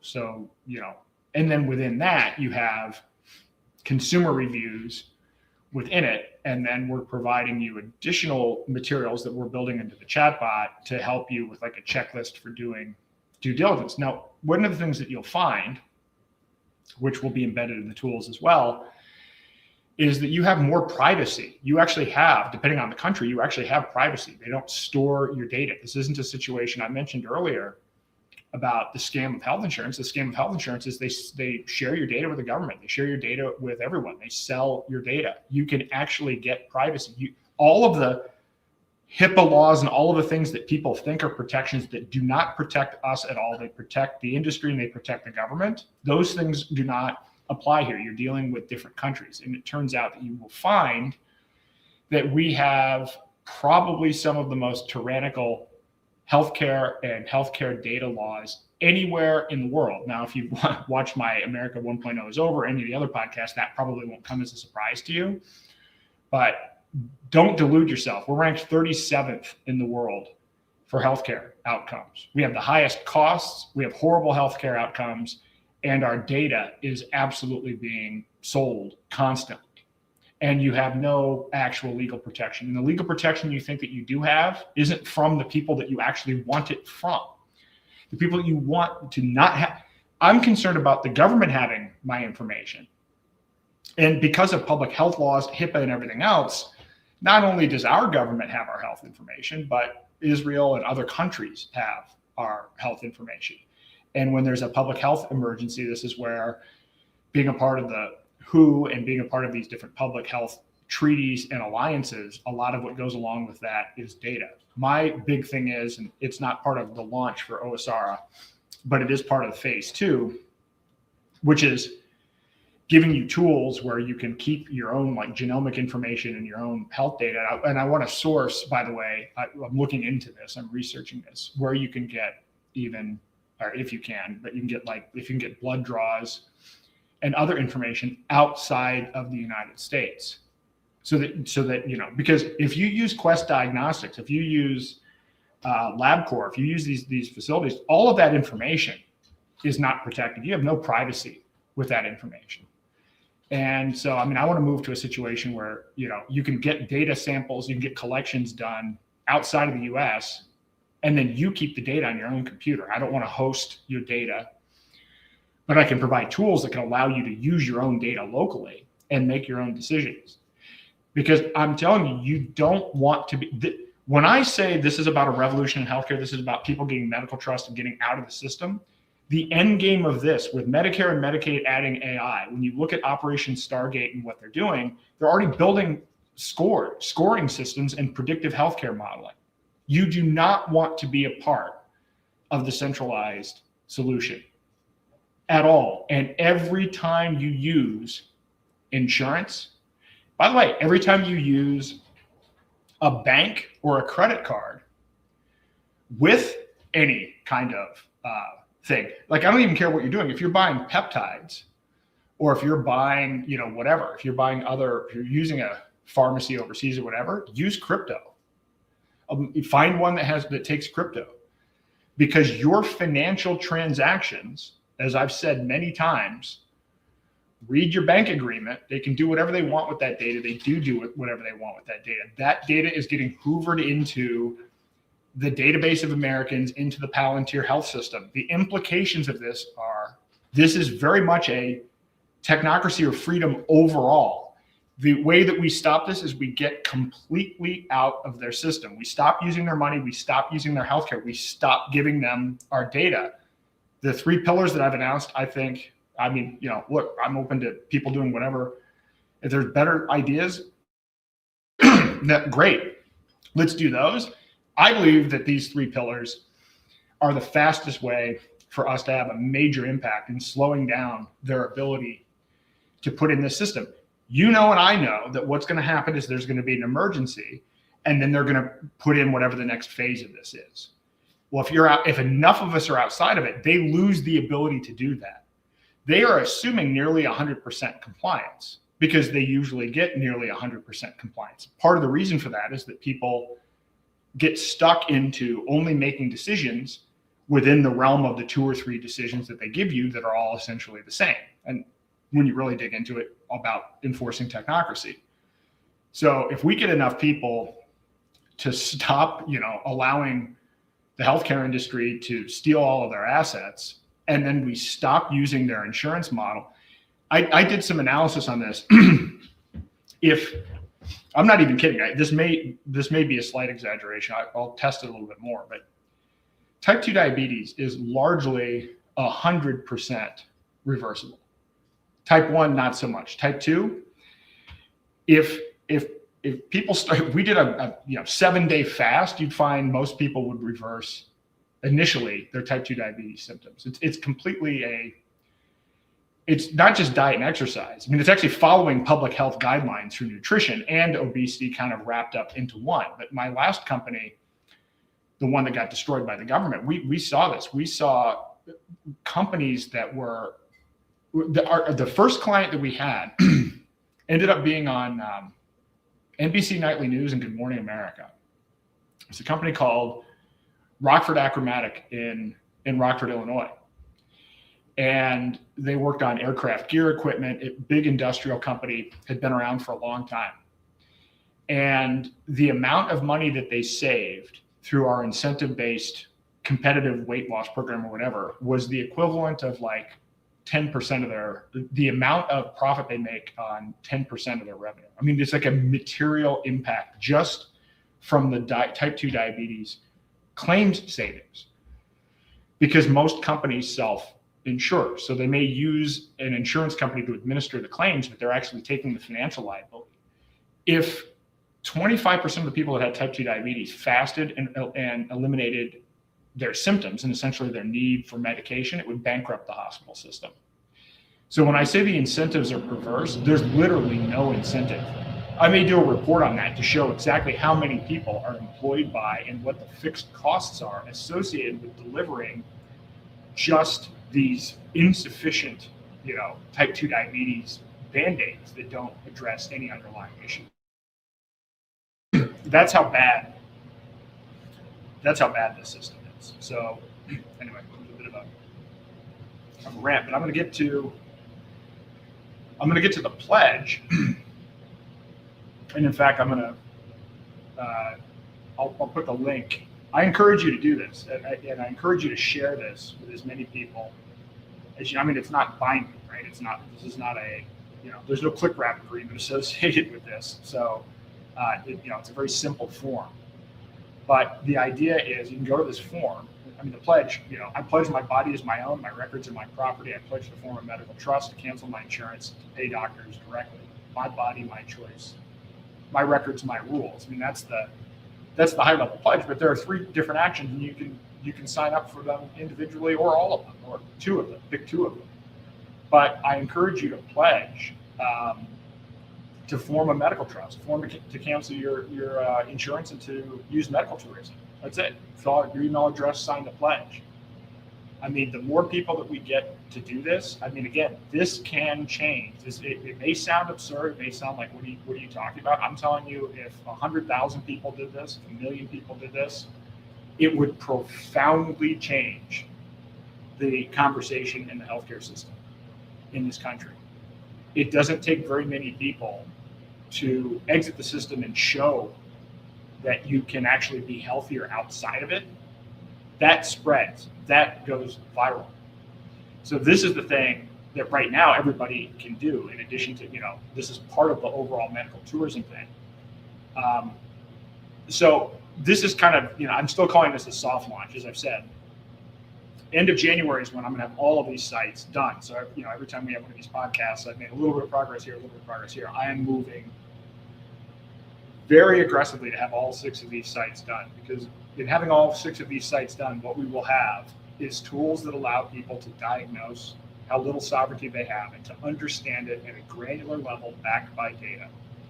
And then to have a whole series of immediate options, but then also tools in communities where you can actually work on building your own parallel solutions. Most of these parallel solutions need to be built, but some of them already have, right? You don't need to use the dollar. You don't need to use the stablecoin. Use Freedom Dollar. You can use Confidential Layer to protect Bitcoin. You can use Zano. You can use OSR as a part of the healthcare solution. There are already solutions out there, but there are so many opportunities for people to build other solutions. But I want to get big numbers on this. And so getting people to sign this pledge, send it to friends, send it to family. I'm going to do a big marketing campaign around it. Again, this isn't, I haven't done any marketing launch with this, but I am going to do a big marketing launch in February around this pledge. I encourage you to help me get signatures now, and I encourage you to sign up now.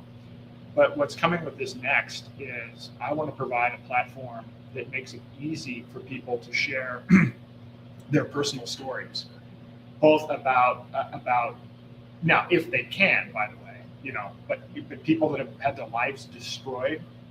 I want to get people that have had to file for bankruptcy due to medical costs. And by the way, a lot of these people are ashamed. They have been conditioned to think that they did something wrong, even though they have insurance. This is the thing that pisses me off about this, is we have a system that's so poorly designed, but it's so heavily propagandized that people feel bad about themselves for getting into a situation where, hey, I paid 40 years into this. I paid $24,000 a year for insurance and I needed it. And they denied my claim and I had to file for bankruptcy, and now I feel embarrassed. Those people shouldn't feel embarrassed. They should feel enraged.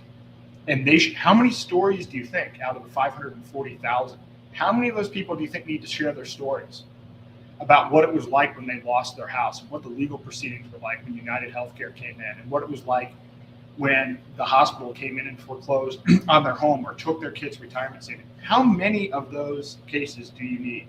How many video clips do we need? Half-hour full interviews with 30-second clips, 1-second clips, 2-second clips. How many of those do you need to create a revolution in healthcare?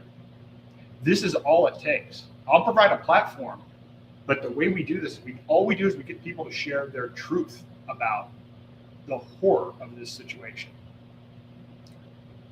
So you've seen these video clips of people, whether you've seen these clips of people like on the hospital, in the emergency room, or on the operating table, about ready to do a procedure, and their insurer denies the claim. Right? These things have gone viral. You've probably seen some of those. That was not a one-off. So how many of these stories do we need to get? And again, based on my original tweet, the last 3 years that I've spent, I don't want to just spread doom. The point is we're actually providing the solution. The solution is you can protect your assets and you can utilize other alternatives that are cheaper and provide better results. So I do encourage you, please sign this. This part of the site works. It fully works. This form works. I mean, it's the other stuff, which I'll show you, is still a work in progress, because I made the decision after reviewing the feedback and talking to people that the only way to make this truly work is to go all in on making the interface simple. So we're taking massive amounts of information, the amount of data that we're pulling in on all of these different systems, all of these procedures, all the reviews, medical trust. We've got just massive volumes of data. And I've said I've got AIs that are my computer constantly running on taking information and running OCR and making all of that useful. That is the true unique value proposition, is taking all of this complex information and making it so people can interact with it just by chatting, even by using their voice. So that's where That's where this is going. So I'm going to build that out to the next step. But this pledge and getting this going, this can start now. And then I'm going to build the interface for people to share their stories, and I'm going to start aggregating the clips that are already out there and making those available. But I mean, I ask you this, if you're listening to this, have you or anyone in your family or any of your friends had a real negative experience with the healthcare system? And if your answer is no, I'd like to see that, because I have yet to find anyone that doesn't have a recent situation with somebody in their immediate circle where it was something that they could talk about for 4 or 5 hours about how horrible the situation was. I've yet to find a situation. Now, I mean, there may be kids that haven't interacted with the healthcare system yet, but I mean, if you're actually talking about, adults, it's almost universal. And we know what happened, right? During COVID, they shut down websites where people were sharing information about vaccine injury. I just realized I didn't have the page up. I did put the link. Hold on. Okay, there we go. All right, now I'm sorry, I had the wrong slide. I had the slide up instead of the website. So this is the osara.com/action. This is the very simple pledge. This is a very simple concept, but this is just, again, I pledge my body as my own, my records are my property. I pledge to form a medical trust to cancel my insurance, to pay doctors directly, my body, my choice, my records, my rules. You don't have to sign up to that whole pledge. You can just sign up for one part of it. It's like, yeah, okay. I pledge to form a medical trust. I pledge to cancel my insurance, pledge to use medical tourism. Again, these are not binding. There's no contract, but I will tell you, the more these numbers go up, the more we're able to take people and share their personal stories. This can become a movement, and this can become a movement that lets people know you don't have to use government healthcare. You don't have to use insurance. You don't actually have to have you don't have to, if you have a job you don't like only because of health insurance, then listen to these podcasts and use these tools, because I will have tools where you're going to be able to answer a few questions and find out whether or not, you're working a job you hate for no reason because your insurance doesn't protect you, and it doesn't protect you when you need it. So if your entire life is centered around you're spending 8 hours a day doing something you loathe, simply because, after World War II, we tied health insurance to employment, cut that. I mean, this is how much this can change people's lives in terms of, once you understand how this works, then it might not only change how you go about buying healthcare, but it might even change what you do for a living and whether or not you are fulfilling your own purpose in life. So that's where we are on that. And then, this is kind of a wrap-up slide. So I guess I can put this back up here. So let me show you what we do have. So there are a couple of things that are already embedded here. Now, I'm going to say this is just so that as you're navigating this, that I am still working on it. So I actually technically would not call this version 1.0 by the end of the month. So this is still a work in progress. And we're still looking for feedback and have a bounty program. There are 2 separate chatbots on the site. That's going to go away. There's going to be one chat interface. But when you do log into the site, and by the way, the site is free, and you don't even need to use a password. I've implemented this magic link system where you just put in your email address, it sends you a link, you click on the link, you log into the site. I don't even want to manage people's passwords. The next step with this is I'm going to integrate the Zano wallet so that you can log into this using your Zano wallet. So the whole point here is protecting your identity. I'm not here to harvest data. I'm here to provide empowering tools. So there's no fee, but I need you to log in just to be able to, well, one, I'm using these AIs, and so to not run off the AI cost and have a whole bunch of people just spamming the site. But on top of that, it saves a dashboard for you. So as you're going through your medical journey, so I will show you, this is new from what we had before. So you go in here, and yeah, there are maps, and you can go through the map and you can see and sort by geography and by medical procedure, or you can just chat. So you can say, now I already started a journey on a root canal, just as an example. And the chat says, hey there, I'm here to help you navigate your root canal journey. I know making healthcare decisions can feel overwhelming, and you might have a lot of questions or concerns. That's completely normal. What would you like to talk about first? Okay, well, and I think I realized, you know what, let me do this. I'm going to start a new journey. Part of the issue with this is I've been testing the site. So what I have on here is artifacts from earlier tests. So if you're starting new and you start a journey, it says, hey there, I'm here to help you find the perfect care, whether you're just exploring options or ready to take action. I'm with you every step. What brings you here today? So this is it. So you don't have to go through and wade through a whole bunch of stuff. It just asks you what you want. So so let me say, you know, I am having knee problems. By the way, this probably won't. We'll see if this works. I'll be shocked if it actually fully works properly. But I'm sorry to hear about your knee problems. That can really affect your quality of life. You're taking the right steps by exploring your options. Can you tell me a little bit more about what's going on? Are you dealing with chronic pain or arthritis that might need a knee replacement, a specific injury that needs surgery, something else entirely? How urgent is this? Are you in significant pain and need treatment soon, or do you have some flexibility with timing?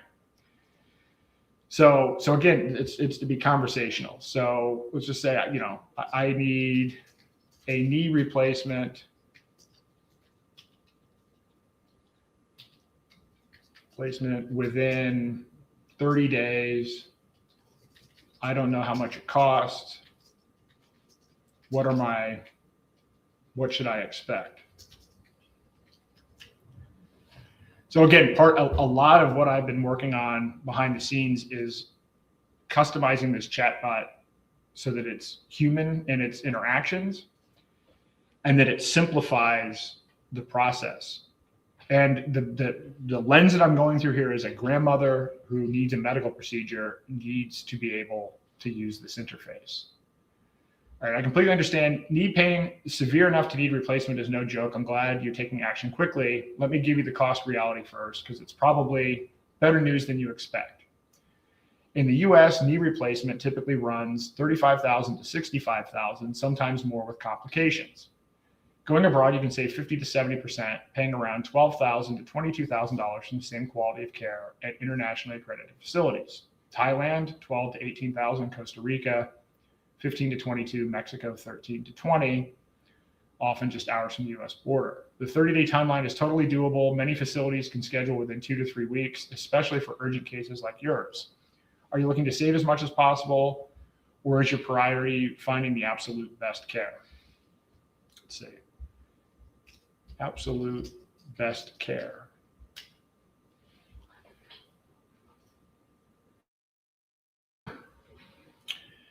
All right, so here we go. So now it has, all right, so it already, I'm working on this, it says bypass surgery. I thought I had that fixed, but anyway, it's not displaying the right condition, but it is finding the right, the right hospital. So the right hospitals. So, so what it allows me to do, this is interesting. This is actually the wrong, well, let me see if this works. So I'm going to pick a couple. So what I can do is then I can pick and add these to a short list. And this is the part where it may break down. Okay, it didn't break down. So I add these to a short, so I'm chatting with the chatbot and I'm telling it my criteria. And then it searches the database and based on my criteria, just from conversing with it, it gives me a list and it gives me the ability to then compare these medical facilities. Now, what's good about this is, you know, we allow people to put in their own ratings and to take their own notes and to store this because, again, this is a, depending upon the condition, you know, people are in ill health when they are engaging in this. And so this is going to be and maybe people for the first time are actually empowered to take control of their own health, which they're not used to, right? Usually it's, oh, I need a knee replacement. What do I have available in my health insurance plan? Like, you think your choices are the two names that they give you. And then you call and it's like, yeah, we can get you an appointment in 90 days, right? And that's what you think the choices are. And you can't find any information about the quality of the care. There's no transparency information. And in many cases, you can't even get an accurate quote. And whatever quote they give you is kind of non-binding, which is another aspect of this that I will get into when we provide the decision support tools. But so you can then store the options.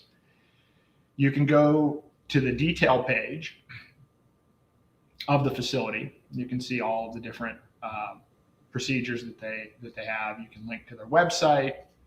It's information about languages spoken, that type of thing. And this is where I'm going to work on the interface a little bit. But then you can request a quote. So what's cool here is, you can say, all right, it already knows your chat history. You already have a dashboard. It already knows what condition you want the procedure for. And so it automatically writes a draft email for you. And the email says, hello, I'm interested in learning more about knee replacement at your facility. I would appreciate information about pricing and package options, estimated timeline for treatment, required medical history or documentation, accommodation recommendations nearby.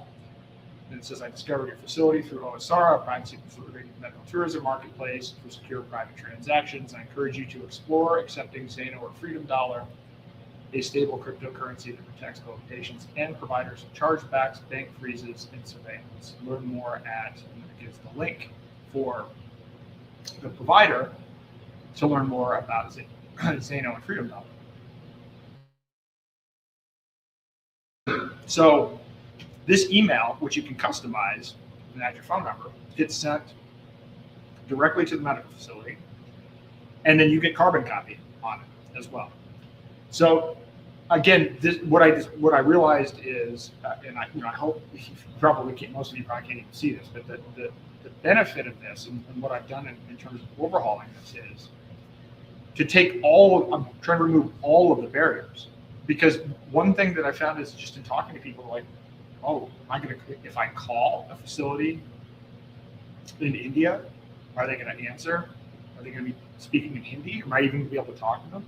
For some people, I don't know how to make an international phone call. Seriously, these are realistic objections. And then it's like, and then what do I say? How do I frame what's going on? Well, because you've been doing this chat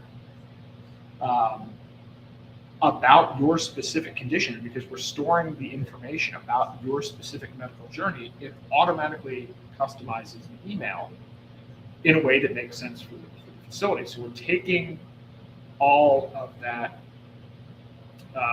friction out of the process. And so then the email goes, and then you can contact directly. The other thing that we've built into this is the ability to share your journey with somebody else. So think about it this way. Again, in talking to people about this, let's say it is a grandmother and she needs a hip replacement or whatever, she's probably going to want help in her journey, medical tourism journey.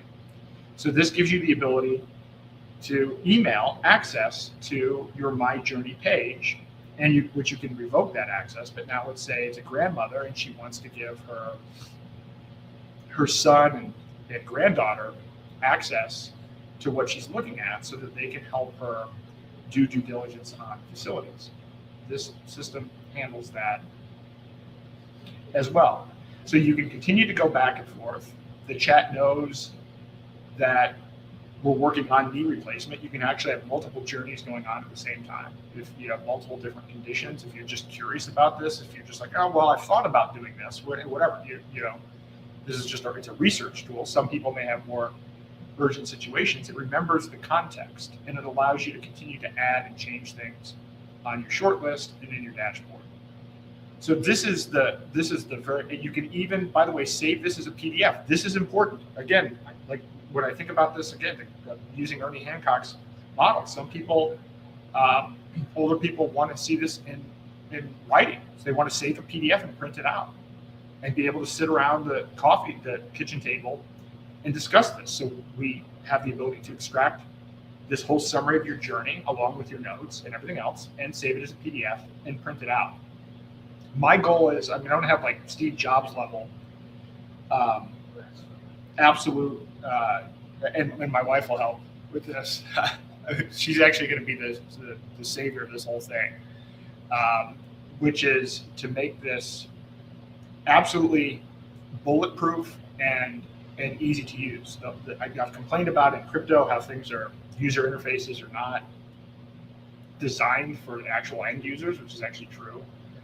The whole point on this is our standard is to help the people that need it the most and to make it simple. So this is what we have right now, which is pretty basic on the medical tourism part. But what I'm layering in next is what's in the Learn section, which is the Learn section has a whole series of planning tools. So let's say you've gone through this and you've selected a medical destination.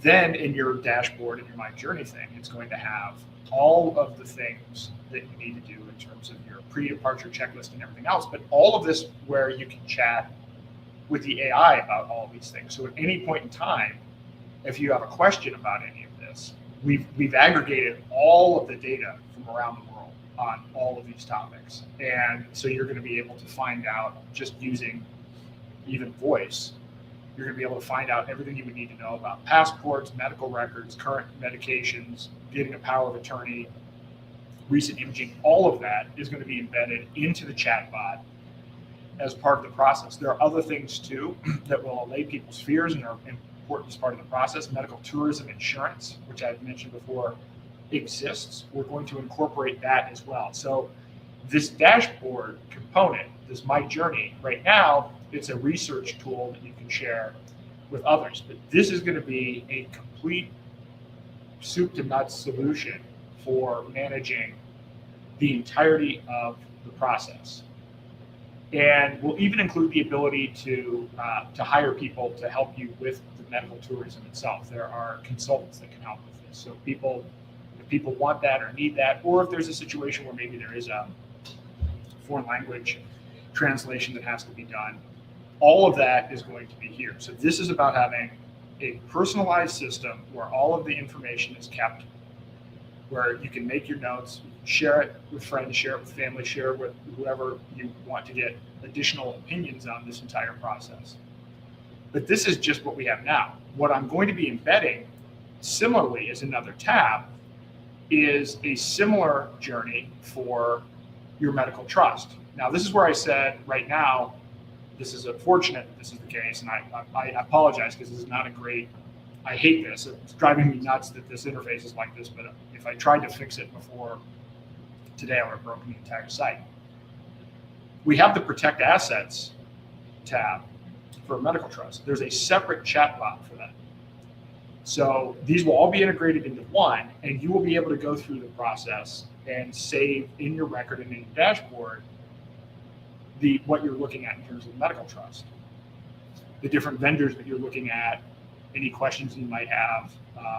I'll decide how far we want to get into, whether or not you can store documents there and share those with friends and family as well. But whatever it'll be, it's going to be, I'm just going through and obsessing about each step of the process and what we can do to remove friction and make it human, make it a very easy thing to interact with at a human level. So if you go to this separate orange chatbot, you can say, okay, I live in California.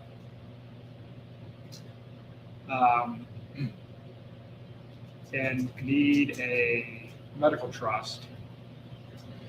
What should I do? Right? Because again, people don't necessarily want to see all the maps. It's good. I encourage people to learn how all of this stuff works, but at the same time, people don't have time and you don't want to do that. Here's what the chatbot says. Since California offers limited access asset protection, consider establishing your medical trust in a more favorable state like Nevada or Alaska. Both provide strong protections and tax benefits. Top options: Nevada 9.2 out of 10, Alaska 8.8 out of 10.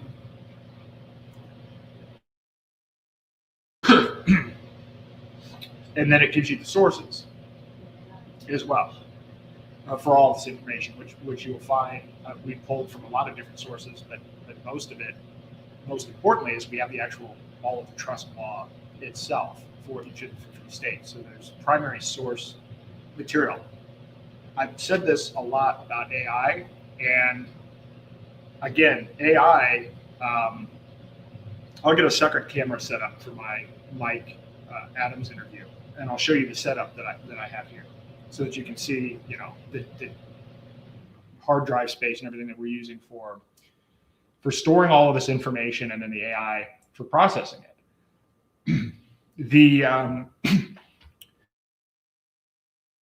general big tech AIs are trained on a lot of data. I mean, they're largely trained on like the entire internet. I mean, their data sets you can get online through Tor and through other sources, where you can download all of PubMed, which is like 115 terabytes. You can download a whole bunch of information. You can train your own AI. But as you investigate, ChatGPT and Anthropic and all these other things, they're trained on like Reddit and the general internet and everything else. So when you're getting information out of there, when it hallucinates, I mean, it's kind of predicting what the next word should be based on what it's been trained on these large data sets. This chatbot is not like that. This chatbot is actually querying my specific database that's curated. So it is actually, it's not looking at, this isn't what a big model is used or predicting. When you ask it something about California law, I have a database that has the California law in it. So what we're building here, and we have a lot of different data sets and everything else, and I'm working on how to keep that all updated, but we're just pulling in all of the primary source material and information about these medical facilities, about these laws, about the different services that are available, and putting all of that direct objective information into the database. So that's what you're chatting with. And then it's about making the chat user-friendly. So how much will it cost and how much time to set up a medical trust? Now, keep in mind, the answers you're going to get here are not the answers you're going to get 60 days from now when I've fully built this out and integrated it into the My Journey thing, but it still already has a lot of stuff in here. So setting up a medical trust costs $399 to $599 and takes 1 to 2 weeks. Options: LegalZoom, $399 one time, including living trust documents. Trusted Will is another service, $599 one time, includes unlimited updates for 1 year. View their websites to start the process, and then it gives you the link to all of the resources there. So again, my big area is going to be even beyond the medical tourism thing, which is just about researching more data, is about going really deep on this medical trust thing. I want to get, again, and I'm open to your help, but I want to get a viral campaign going. And I think the way to get the viral campaign going is to get people that have had to file for medical bankruptcy to tell their story, and to get as many of those stories as possible, and to share those stories in as many formats as possible. TikTok videos, YouTube videos, full interviews, written articles, the whole 9 yards. Get as many of those as possible. Because I can talk about this and I can show you the maps. 540,000 people a year. So, let's get 10 people to talk about their story to start.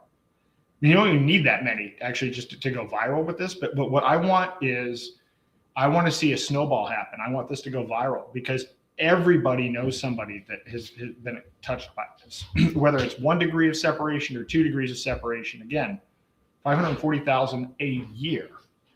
And most of these people are embarrassed and they feel ashamed, and they shouldn't. So if we can break through the shame that people feel about this and get that to be shared, then we're going to get more people to sign the pledge. We're going to get more people to sign the medical trust. Then once you have the medical trust in place, then you're going to be more confident about your ability to cancel your insurance. You're going to feel more confident about, okay, I can try medical tourism. I can use these things. So I think this medical trust is key. So anyway, I'm giving you a glimpse of what's to come, but the information is already here. You can already use the site. You can already learn about medical trusts.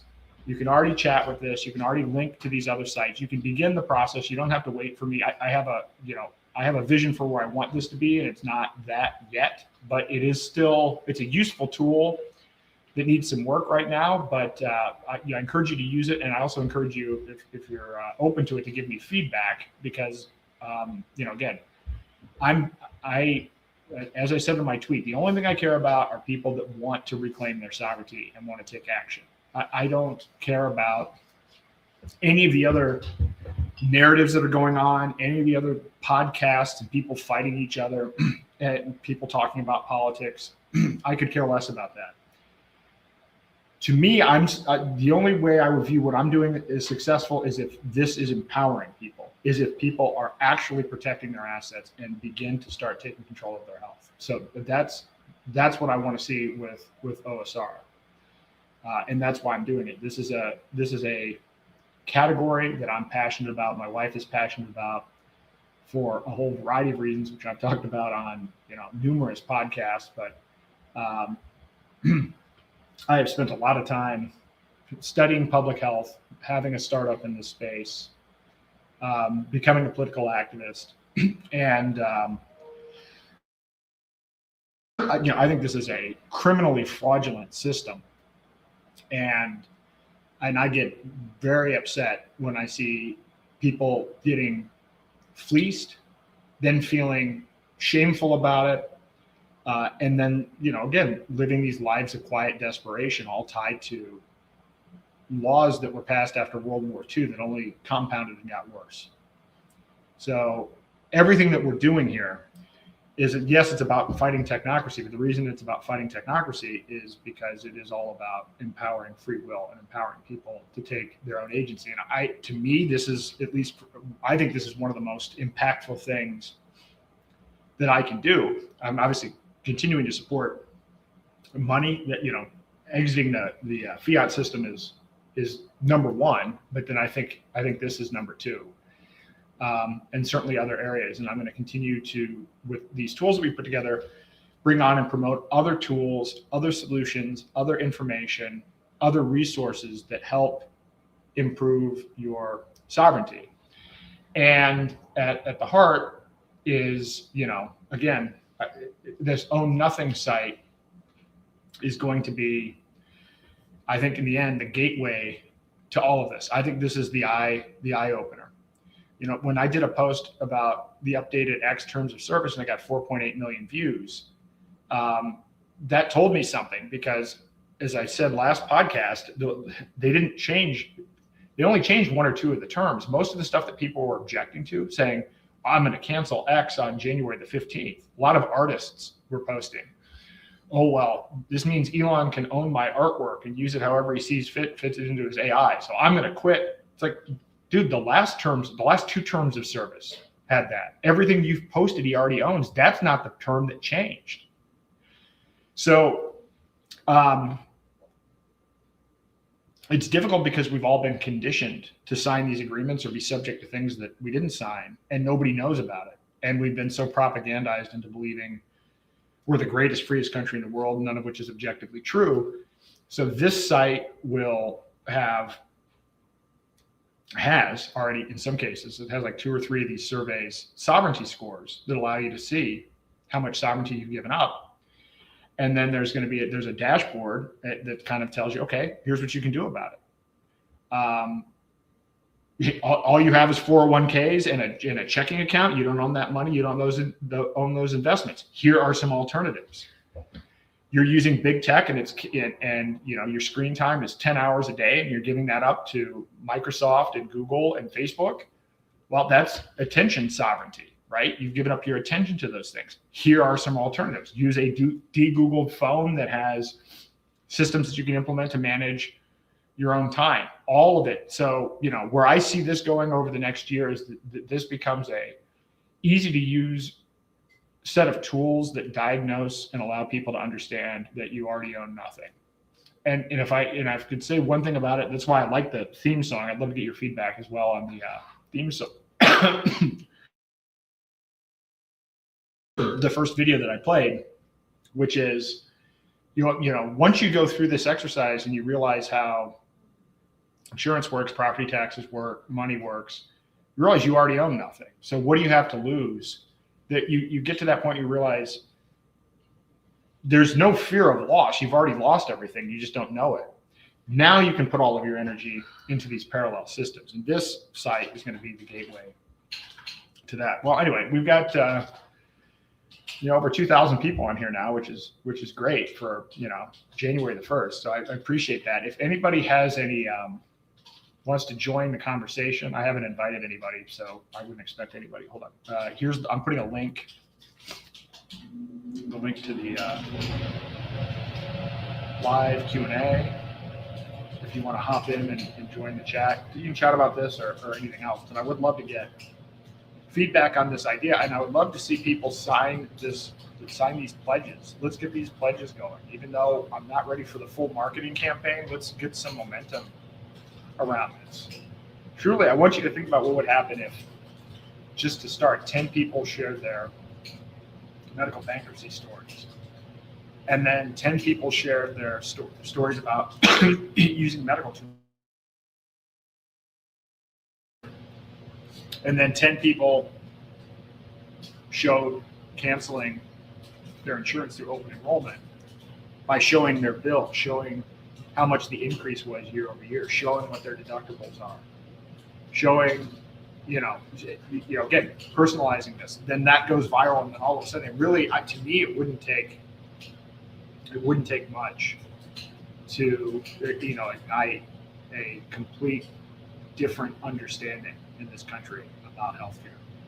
And then we could stop this belief that Maha is going to save us or the government is going to save us. And as much as I know a lot of those people, and I know that they're well-intentioned, they're not striking at the root. They're nowhere near the root. They're actually being utilized to push technocracy, and probably aren't aware of it. Many of them might be, and they're starting to be, and they don't even know what to do about it because it's a difficult situation. It's difficult to realize how duped we've been on all of this. Something as simple as finding out you're paying $55 for an aspirin that costs 10 cents. How do you rationalize that? And that's not an outlier. How do you rationalize when you understand that hospitals have, at the state level, implemented things like a certificate of need, which is a law that prevents new medical facilities from being built to protect the existing incumbent players on the basis of, we have to keep our utilization up. Again, it's the hardest part for me is I know a lot of this, but it's almost like, it's so bad no one could believe it. But then when you do understand it, then you feel really stupid for having fallen for it. That's the trick of the whole thing. So let me send a couple of messages out right now. Bear with me one second.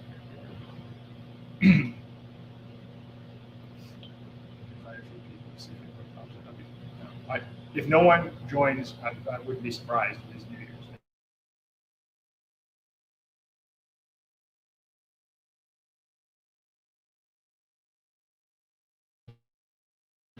Let me see if some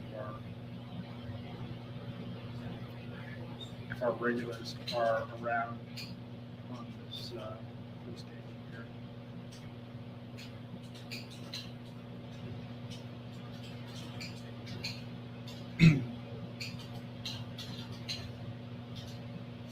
Again, the thing, if you're interested in being part of a 10-person group too, I think maybe in a couple of weeks, I would like to have, an in-depth review with maybe 10 different people. It's not even ready for that. It's not even ready for full testing because I want to implement some major features before we do that. But again, for me, the whole point of this is to break down barriers so that people can take action, can take immediate, direct action. I don't like I don't like scaring people, actually, where, as I said in the tweet, I got to the point where I'd go to conferences and I'd give a talk, and like my talk would be an outline. Other people would be talking about various things, rah rah, we're gonna do this with government, things are gonna change and everything else, and then I'd go up and give a talk. I'm like, we're getting our asses handed to us by the technocrats, and no one's awake. So I'd say a whole bunch of this stuff, and I'd outline what's going on with Musk and Teal, and I'd do all this stuff. People are like, wow, I didn't know any of that. I'm scared. And then I'd see the people 6 months later, and they'd say, I was still afraid from the first conversation, and I heard this other conversation. But in the meantime, they hadn't done anything. Well, I mean, that's not so from my perspective, that's just a waste of time on my part. I'm just if I'm spreading bad news and not helping people, that's a bad way to live life. So, yeah, if I'm looking for constructive criticism too. The most important thing is, to build this for other people, and not that this is a crypto project at all, even though I will talk a little bit about why. Obviously, I'm a big fan of Zano and Freedom Dollar, but it's an integral part of this because the payment part of medical tourism is actually a problem area. It's a documented problem area with chargebacks. I mean, if you ever get a $12,000, if you go to your bank, right, and you've never done a wire before, which most people have never even done a wire transfer. Doing a wire transfer within the United States is actually kind of a pain in the ass. Your bank account might not even be set up for it. You may have to get a special kind of account and whatever. And so most people have never done that. If you go to your bank and you're like, I've got to wire $12,000 to Turkey, that's going to set off all kinds of flags. First of all, you have a suspicious activity report with the Treasury Department, which immediately happens. And the fact if you're doing it overseas, then that flags something else, right? So there's massive friction in doing medical tourism on the payment side. Despite the fact that there's $100 billion, it's a $100 billion industry, this is one of the friction points. So when you think about it from the end user, so let's go back to the grandma example. She needs a $12,000 surgery. She spent the last 40 years thinking that she put 40, she paid all these premiums.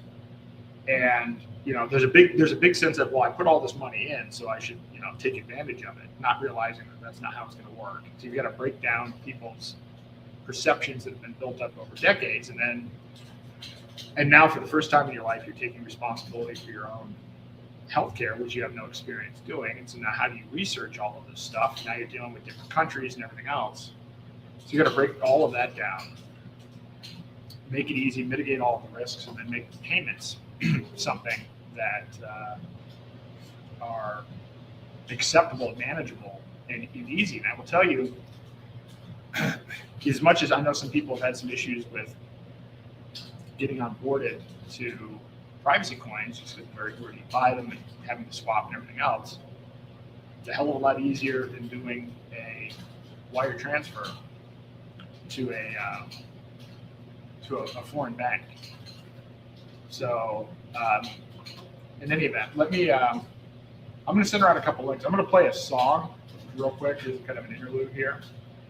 And so if you want to join the chat, the link is in the comments. And again, if not, it's perfectly fine as well. But I'm going to play this song, the 3 pledge videos. This is tentatively the anthem for Osara and for these 3 pledges.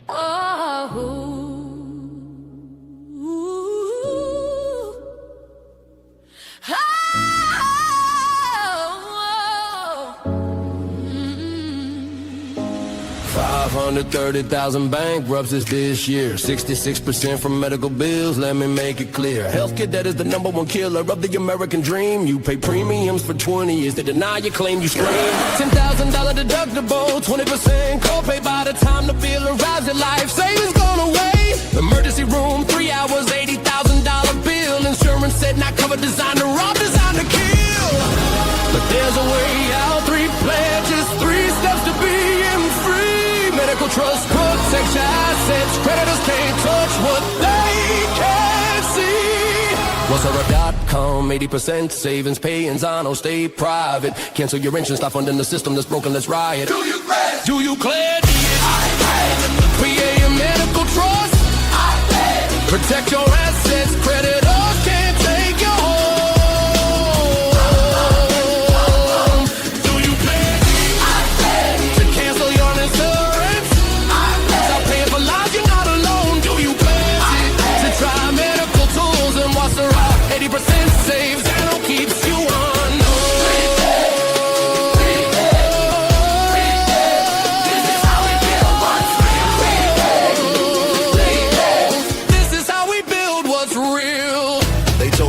Insurance, be responsible, play the game. But when you got sick, they found the loophole, left you with the shame. 45 million Americans drowning in medical debt. $195 billion, and the system ain't done yet. Your grandma paid premiums for 40 years, never filed a claim. Hip replacement out of network, they love to shift the blame. A fly to Costa Rica, 12,000 cash, walking in a week. Same surgery here, 90,000, and they call you at the freak. Medical trust, your assets, your control. Bankruptcy proof, what's a run? 80% savings, better outcomes, that's the truth. Zano, freedom dollars, no bank tracking, complete privacy. Cancel insurance, stop the bleeding, claim your sovereignty. Do you pledge? I pledge. To create a medical trust. Pledge. Protect your assets, creditors can't take your home. Do you pledge? I pledge. To cancel your insurance. Stop paying for lives, you're not alone. Do you pledge it? To try medical tools and no Serrano, 80% saves and don't keeps you on. This is how we build what's real. They said we couldn't afford to be healthy. We said watch us fly. Watch us fly. Medical trust locks down your assets. Bankruptcy can't touch you. Whatsoever.com. Costa Rica, Thailand, Mexico, Spain. 80% savings, better outcomes. Pay in Zano. No bank, no trace, no insurance middleman. Just here.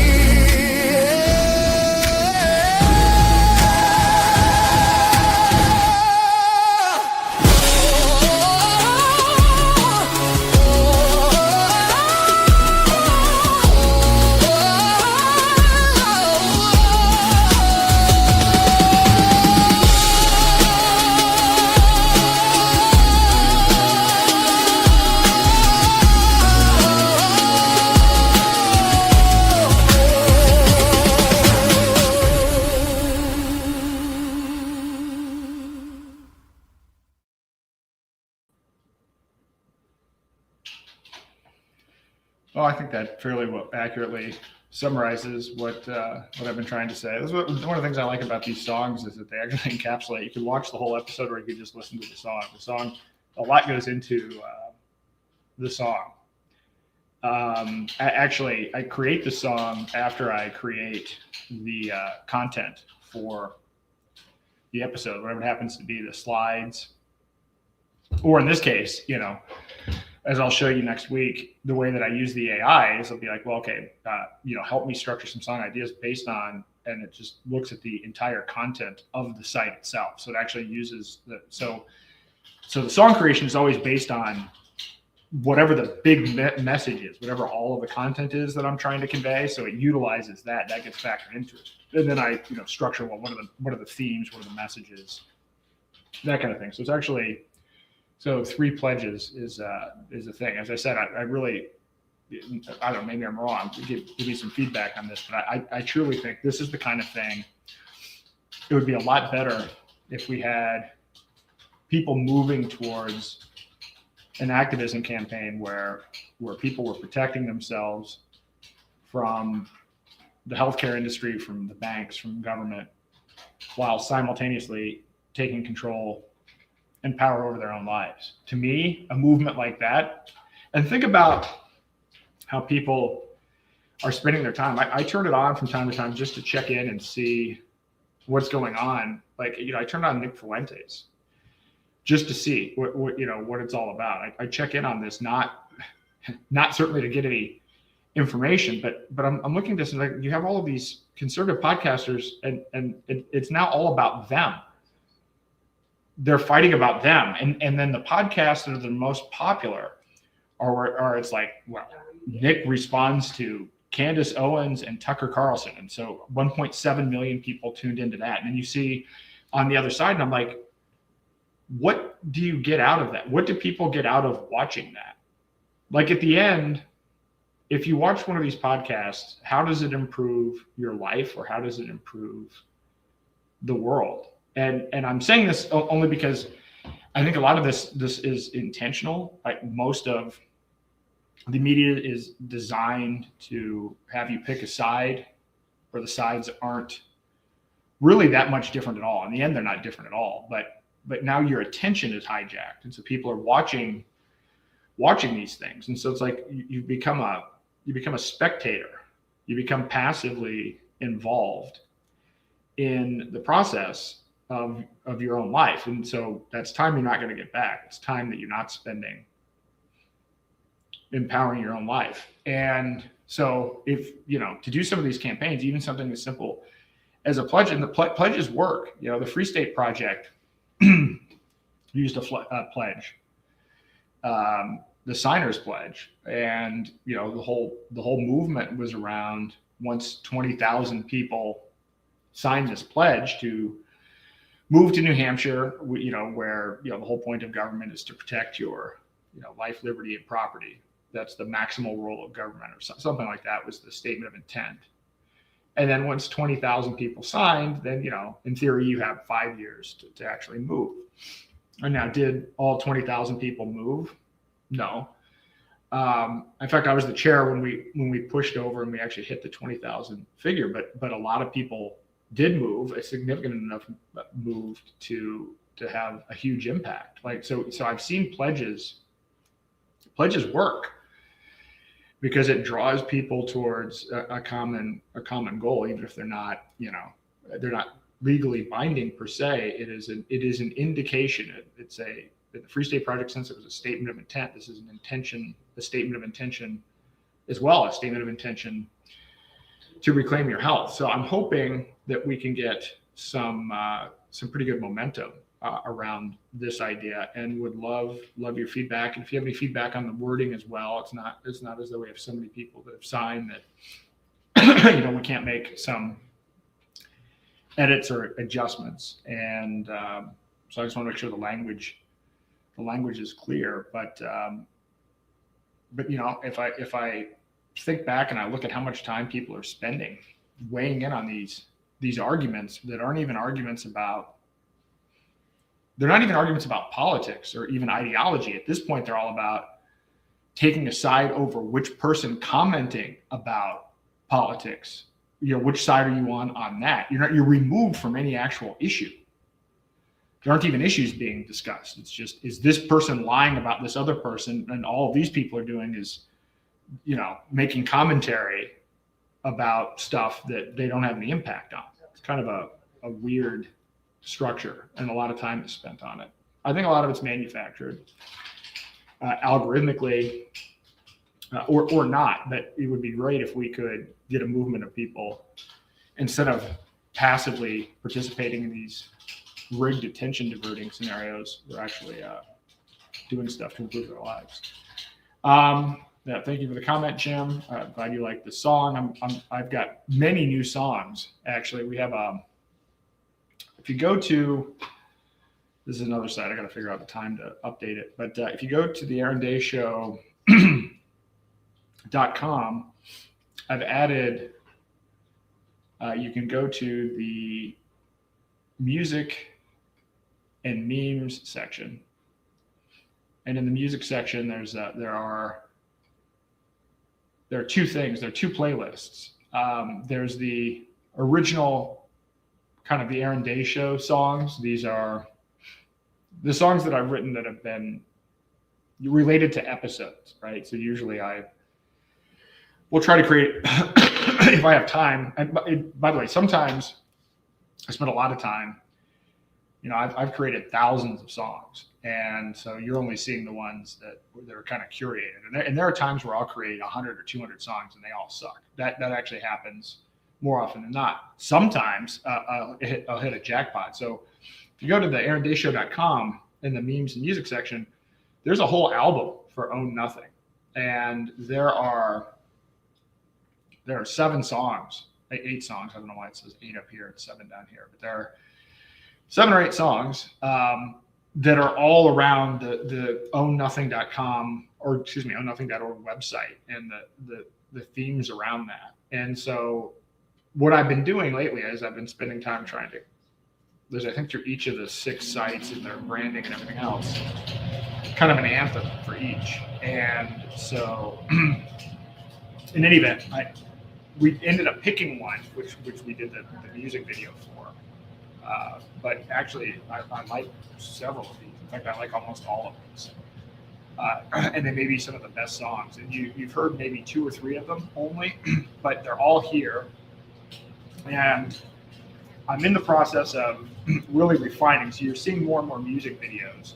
And they're different quality, right? You know, as with everything that I do here, I warn you up front, I'm learning and experimenting all of the time. And so sometimes I'm like, all right, this isn't perfect, but I'll put this out now, and then we can actually look at it in a year and see, you know, how the music changes, how the videos change. And every time I do a video, I'm trying to make some major enhancement to the process, how it gets assembled, how it gets edited, or even the technology used. So every time I do something, there's a new bit of experimentation. So you're going to see, as you have been, usually I'll play now the music videos, but there's kind of this interim step. And often what will happen is, so it takes a long time to create the music videos. It takes a long time to actually render the music videos. So, because there may be a 3-minute video, but it's actually 30 separate segments, 30 separate videos that have to get stitched together. So the actual part of the process is just like you take the lyrics, and then you convert that into a series of chunks and prompts where you're trying to apply a certain aesthetic. Then you have to stitch the 2 different clips together, and then it gets really tricky if you're trying to keep characters consistent throughout. And so, like this, the video, I'll play it actually here in a second. By the way, if anyone wants to join, you're welcome to. I'm going to put the link again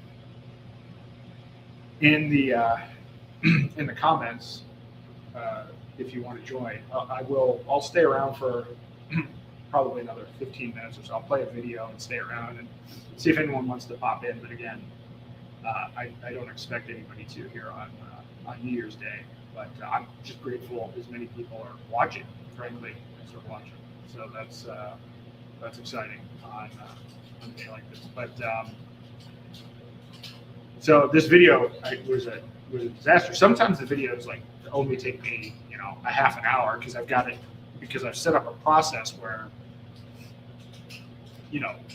I've got an AI script, like an AI team to do the editing and to work on making sure that the branding and the aesthetic and the camera control and everything works a certain way. That system is not perfect. In fact, that system always needs to be tweaked. But this video I'm about to show you was a disaster. And it took me, I don't know how much time. And then in the end, there are a couple of scenes in there that don't fit. And I was trying to adjust them. And then somehow, by merging 2 clips together, I lost all of the other clips. So I can't even rebuild that without actually regenerating all of the videos. And the individual clips are actually pretty expensive. I mean, it cost me $50 to $100 to actually generate one of these videos, because you have to generate images and you have to convert the images to videos, and then you have various screw ups in editing and everything else. And so even using my own tools and the things that I bring into it, they're not free. So I try to be a little bit more selective about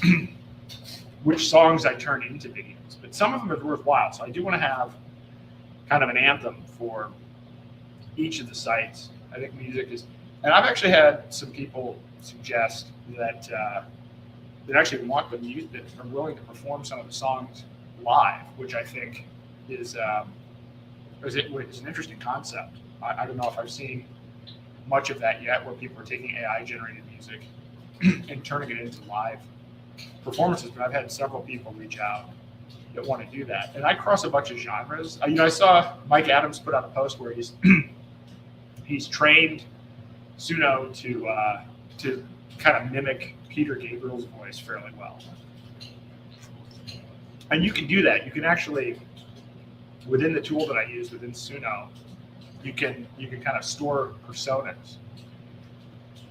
I haven't done that. I've actually kind of taken the approach when I do this stuff, like the songs span genres, and a lot of even the way that I go about doing it. What I'm trying to do now is figure out how to take some of this messaging and turn it into music that's intergenerational. And so I've been experimenting with fusing different artists in different time periods together. And again, it mostly doesn't work, but when it does hit, it's pretty amazing. I pretty much 80 to 90% just listen to my own music now. And like, it's crazy, even instrumental music. So, I mean, I'll show that if there's interest. I'll show how I do some of this stuff in that Mike Adams interview. But what I'll show you now is, before I sign out, or I'll stay around for another 15 minutes, but I'm going to show you the ownnothing.com. I just played you the Asara tentative. I don't know. I think maybe that song's okay. I'll do one more version. That's probably not the final, but this is the Own Nothing music video. So if you're watching, take a look, look your comments. If not, most of you are probably just listening to this, but I'll play it anyway.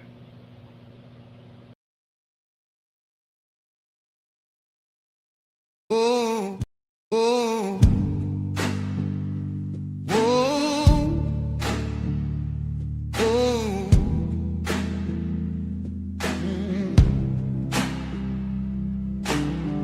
Tom and Mary Johnson, Maple Street's in 99. He's at the kitchen table, 6 a.m., the screen's blue light. She's got the smart speaker listening, every whisper, every prayer. Their daughter's face lit up at midnight by the tablet's empty stare. Signed 1,000 agreements, never read a single line. They said you will own nothing, it was always the design.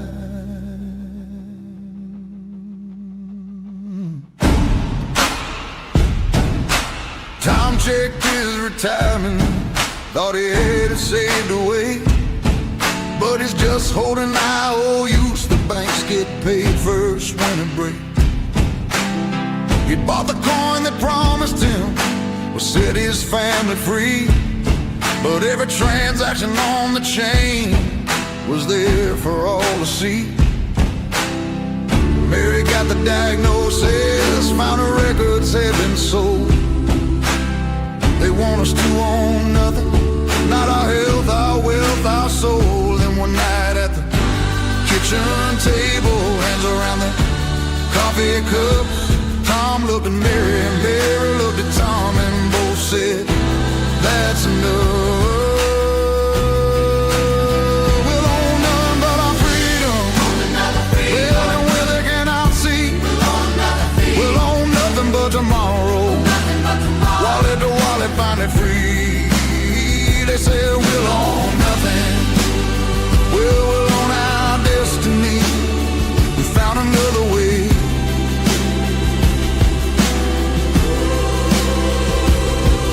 Now they're trading private coins, no ledger they can read. Money that can't be frozen, transactions they can't see. Daughters learning in the kitchen, not a screen that steals her soul. Son knows how to build things, own nothing they control. Found 1,000 other families, wallets linked but names unknown. When they said we'd own nothing, we built a world they'll never own. We'll own nothing but our freedom, building where they cannot see. We'll own nothing but tomorrow. Wallet to wallet, finally free. They said we'll own nothing. Well, we'll own our destiny.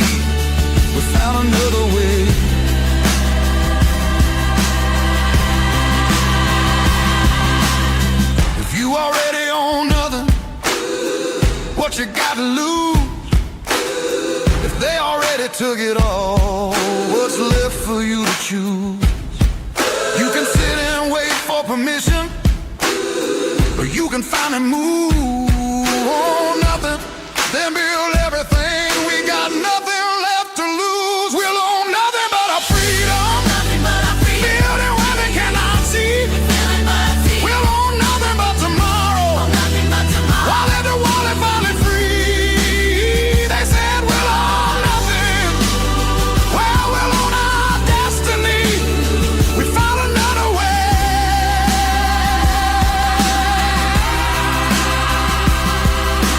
Tom and Mary Johnson, they don't own a thing they say, but they got nothing left to lose now.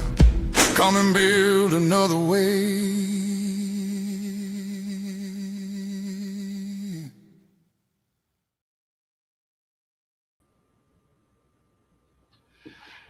So there you have it. That is the that's the Own Nothing theme song, and it does take a long time. The lyrics and the structure and the tone and everything, it actually takes a while to kind of to figure that out. There's not a lot of I don't know. AI is not great. It can write lyrics, but it has to have very explicit guidance, and so I've trained it. I've put in some processes to actually help it understand the style and the messaging. And I've actually been working on, a big one of the transitions with this is to figure out how to make the music so that it does have a positive message at the end. So it may be talking a bit about the surveillance state or whatever, technocracy, whatever it is, but there's always but you can do something about it at the end, because I think that it would be very easy to do just dark music related to the concepts. Even the one, I actually like the Technocracy Atlas song, even though that's not my typical genre of music, the Truth Cascade. I actually played around with a couple of hundred different songs and different styles and everything else. And that was one that I wasn't even going to try, because I didn't think that the genre would work, or wasn't necessarily my style, but I ended up liking it. I think it's actually a pretty catchy song.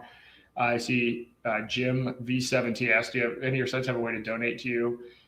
We have daylightfreedom.org is the only site now. In fact, I've got to overhaul that to make sure that the donation system's working properly. Right now, we only take Zano and Freedom Dollar, and so I'll be updating that site. We don't have a bank account, so we're kind of following through on kind of the mission here, which I know is annoying and frustrating for people that want to donate. But what we're doing is I put together, actually on the OSR site, a new set of onboarding materials for how people can go about getting Freedom Dollar to use for medical tourism. I'm going to make some more revisions to it. I mentioned on the last couple of podcasts that one thing I realized is that these in-person workshops don't scale. We've learned enough from them, but we need to have better online materials. So that's my first stab, but I'm going to go back and review it again to really walk through how people can get set up with a wallet at different levels, because you can't assume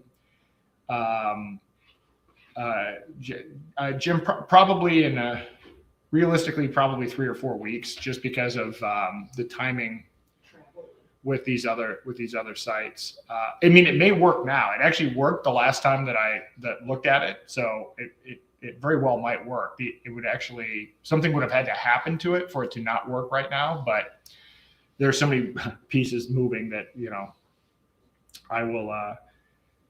Maybe I'll take a look at it this weekend, and if it's still working, I'll indicate that on the next podcast. It very well should work. If it's not working, then it'll probably be 3 weeks, just because of the other stuff in the queue.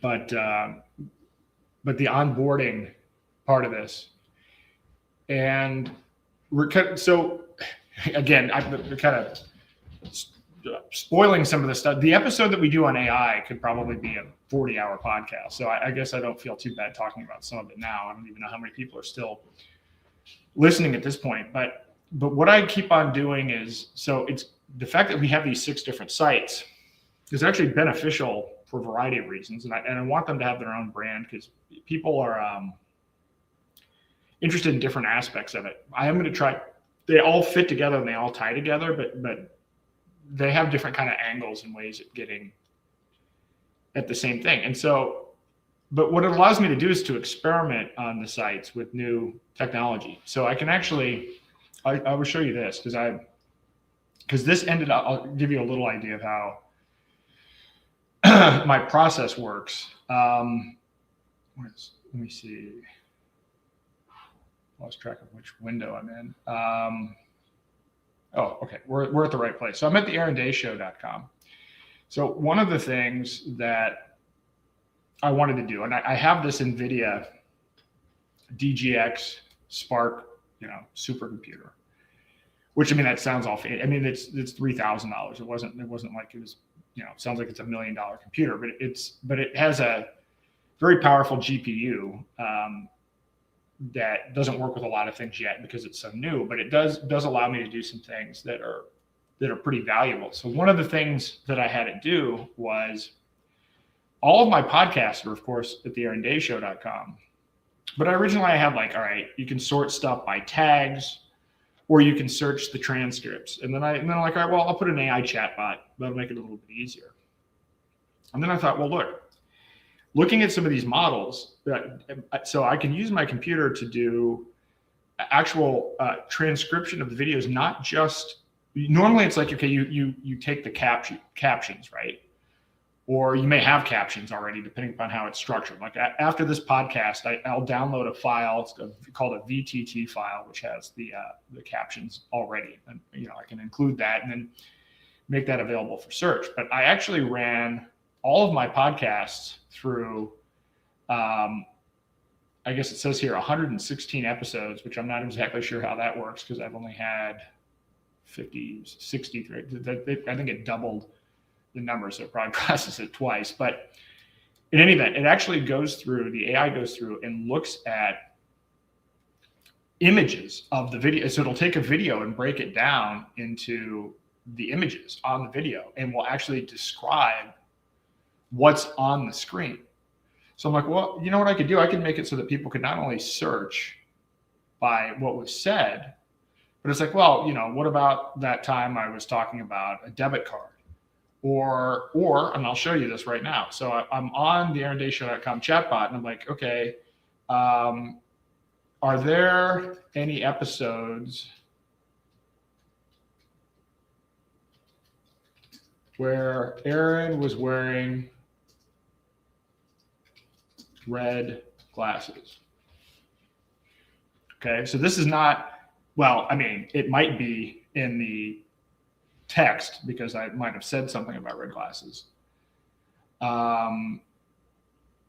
So here we go. Season 2, episode 27 at 6, season 2, episode 29, and season 2, episode 33, Aaron is shown wearing red tinted glasses. These episodes include visual confirmation of him wearing during discussions or while hosting. This leads me to believe that not everything is indexed, but not only can you now search by what's visually in the podcast, it will actually take you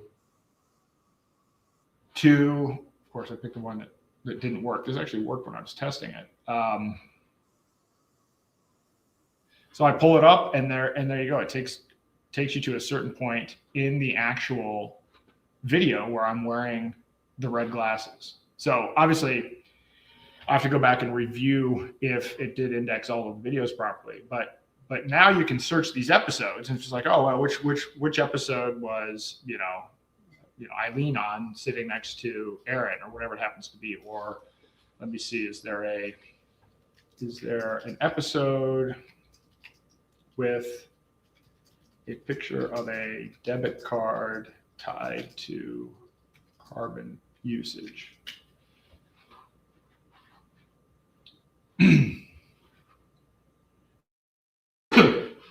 So my thinking on this was, so here we go. Yes, the show has discussed and shown visuals of carbon tracking debit cards. In season 1, episode 5, Aaron displayed the Doconomy MasterCard with UN branding tied to the 13th Sustainable Development Goal.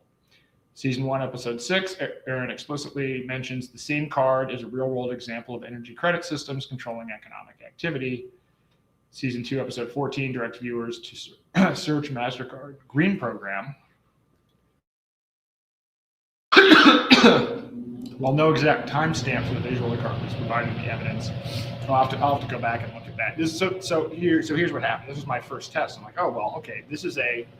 These language models are, when people think about them, they think about text, right? But when you think about the way you interact with chat, it is mostly text. Historically, it's text. But these are actually multimodal AIs that can process audio, can process video, and everything else. And so I'm like, hey, well, if I really wanted to get cutting edge with this, why don't I experiment with my own podcasts and see if I can add a visual search component?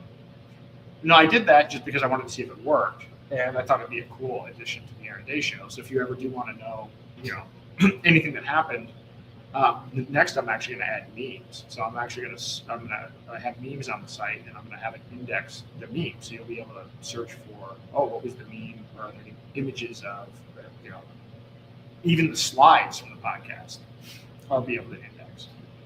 But I wanted to do that as a test run for Technocracy Atlas and for some other things. So for Technocracy Atlas, as I showed on the last episode, yes, we have all of the documents, and we use typical what's called OCR, optical character recognition, to kind of take the text and make the text searchable.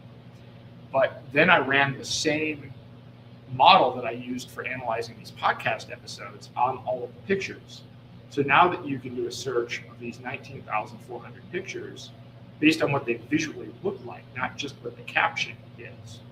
So that's a whole new level of search, and it's why I think actually Technocracy Atlas could turn out to be a really big deal. But the amount of time it takes to process this kind of visual information. So this is why I have this computer running all of the time. I mean, it's powerful, but it's not that powerful. Like, I can't generate music videos with it. Like, it takes a half an hour to generate a 30-second clip, right? So it's not, it's beneficial to use external services for that. But I have all of this information. So the Technocracy Atlas has, I don't look at the site just to keep track. It has 812,000 documents in it. And if you were watching the podcast on Monday, I like it when Deadheaded comes on, because he'll give me links. He's like, oh, hey, do you have the Panama Papers? Do you have this? And he'll send me some links. And then on the podcast, I've got a system set up that goes out and scrapes the information, pulls it, puts it into a database, and depending on what it is, runs it through this OCR, runs it through some of these other models, and then makes it available for search in the Technocracy Atlas. So this is where I'm saying that these chatbots are actually searching the real data, not what a model has been trained on that would, come up with something related to that data as an answer, as predicting the next token. So imagine now, and so one of the big issues with this is how to curate this information. So I have the that Mark Passio database, ARC database, which has I don't even know, 7,000 books. It has, I don't know how many video clips, right? But imagine, this will be not coming soon just because of the amount of time it takes to process it.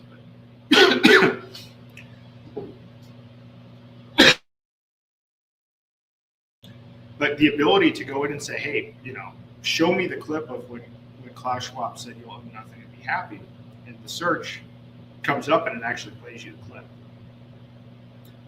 That's the kind of thing that you can do. And, I've heard it suggested that kind of the next cutting edge for AI, I mean, it is these multimodal systems. I saw, not my favorite guy, but Larry Ellison talk about something which I think is true. The real value is going to be in, and not necessarily saying from a monetary perspective, but yeah, from a monetary perspective, it's private data that people have, that they are running AI on it, making it accessible via AI. Anybody can download. You can go to Hugging Face, you can Google their data sources where you can get access. Project Gutenberg.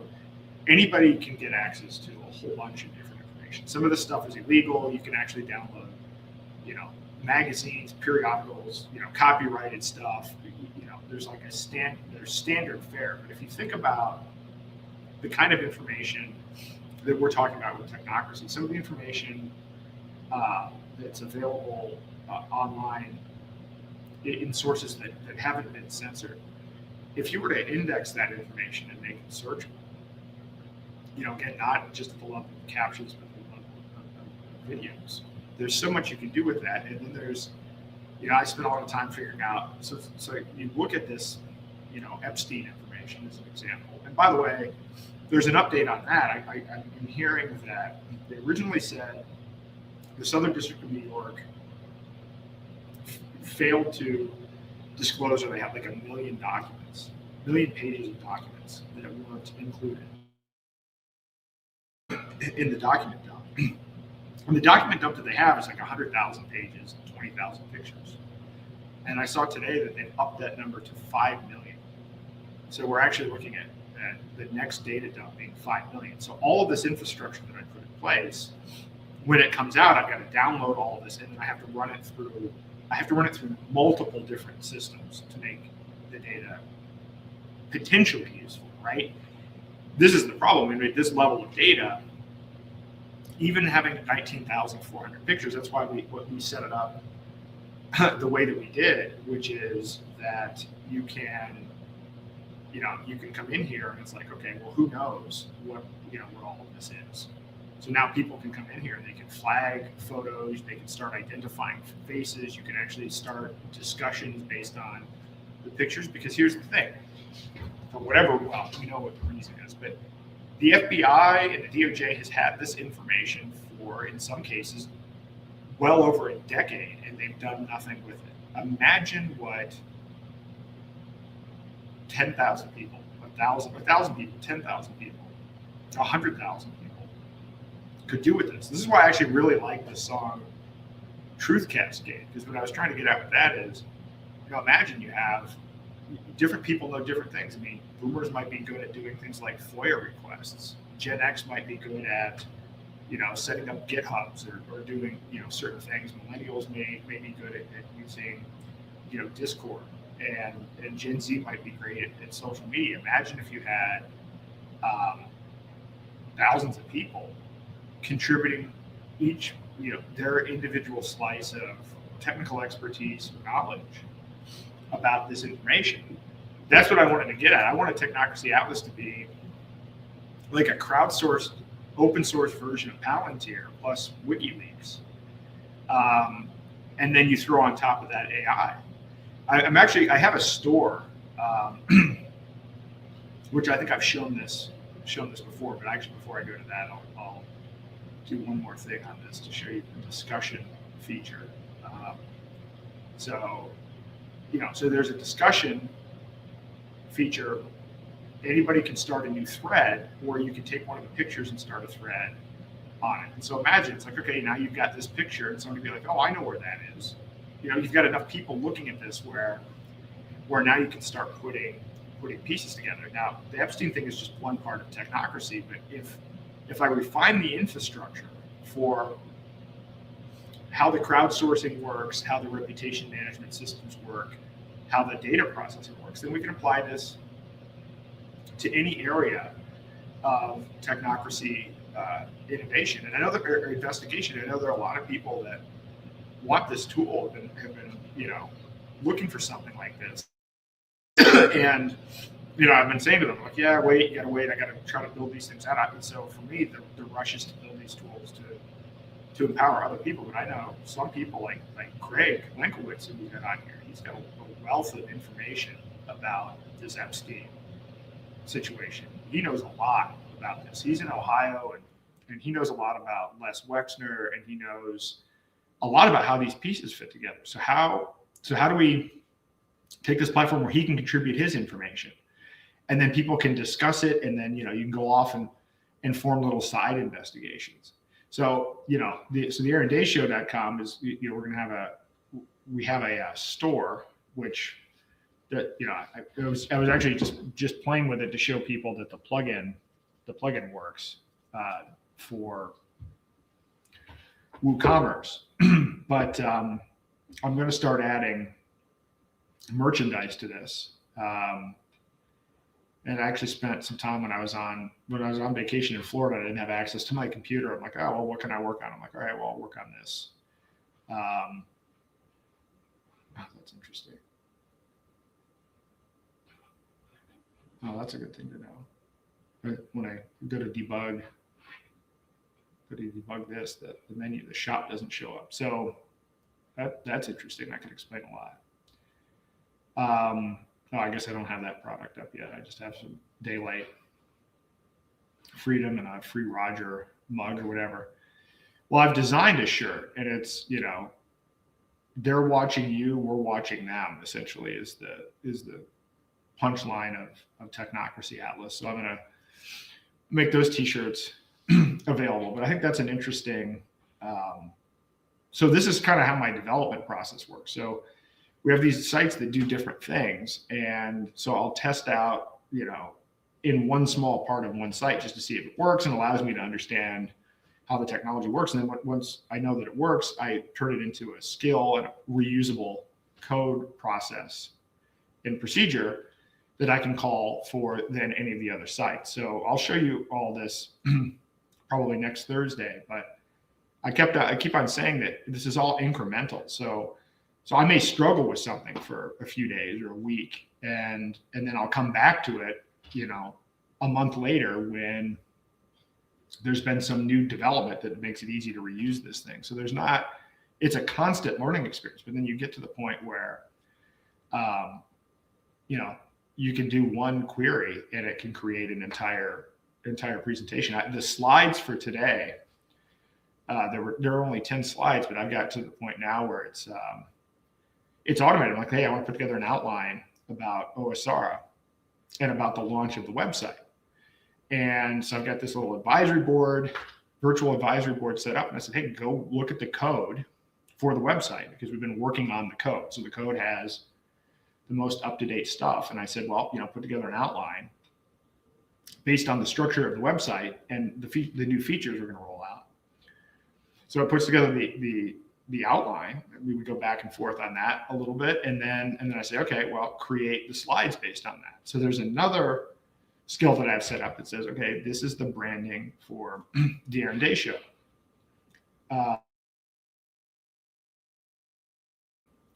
We use the Art Deco layout, the Art Deco font, that kind of thing. And so it's got its own set of guidelines. So it transforms the outline in a particular way I like to present information.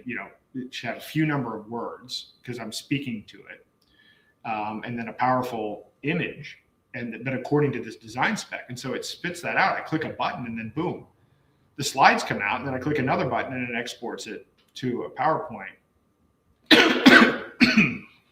Excuse me. So it then exports it to a PowerPoint, and then I've got the whole presentation right there. Now, it took a long time to set all of these things up. So each of these sites have their own branding. There's their own messaging. This is why it even ties into the song. The song ends up being kind of a focal point for me to think through, what is it that I'm really trying to do here? What is the vision for this? And you encapsulate it in a song, and then I've got my own kind of guidelines for, I want to stay on message like this. I have to keep on reminding myself to remain what I call stage 5, according to this kind of tribal leadership model, which is that, we're great. We're building something new, as opposed to getting caught in these lower stages. There's a great book called Tribal Leadership that I recommend you look at, but I try to keep these things focused on being stage 5. And so at the end of this, by the end of January, we're going to have these 6 sites that have their own unique branding, their own focus, but that are all interlocked because they all do connect. There's a plan to it. They're not just 6 random sites. They're all approaching this sovereignty angle from a different perspective. but with their own branding, their own kind of virtual advisory team, their own procedures, their own processes, and then their own automation. So even down to the point, so I have 30 memes that you'll see coming out on X, one per day. And each meme is essentially, it shows you a medical procedure. It shows you how much it costs in the US and how much it costs through using medical treatment. But then they're kind of a split screen thing. It's like, here's what the experience looks like. Here's somebody in kind of like a prison hospital system in the US, and then there's somebody out on a beach or whatever. And then there's text that explains the specific attributes of what's involved with the procedure and what people struggle with. And I've got a whole system that I've set up to do that. And so I just, spent about 10 minutes interacting with it to get the right format for that. And then it generated all of the memes, generated all the text. Then I've got another program that scheduled it on social media with a calendaring system. Now, it took a long time to get to that point, but now what this means is I can automate posts like that for all 6 of these sites. But the images, the memes for the Air and Day Show match the Air and Day Show brand. The memes for OSR match the OSR brand. But I can schedule and create massive amounts of content. And I'm getting into the realm of being able to do this with video as well. In fact, I want to get to the point where it's like I have a couple hundred hours now of podcast content. And, I used to put the clips up. I'd spend a lot of time scheduling clips, but you never know when the clip's going to be relevant, because the clip is relevant based on, what's going on in the world, right? If they're voting on the Genius Act, or if they're voting on the Clarity Act, that's when you want to have the clip about the Clarity Act. The fact that I have this big queue of a bunch of clips that are going out is not all that intelligent. So I'm working on a now that actually reads and analyzes the X feed live based on themes of technocracy, and then searches the clips and plays the right clip based on what's going on from a trending perspective. So it takes even the scheduling and the calendaring process isn't random. It's about mapping my content to what's actually relevant when it's relevant.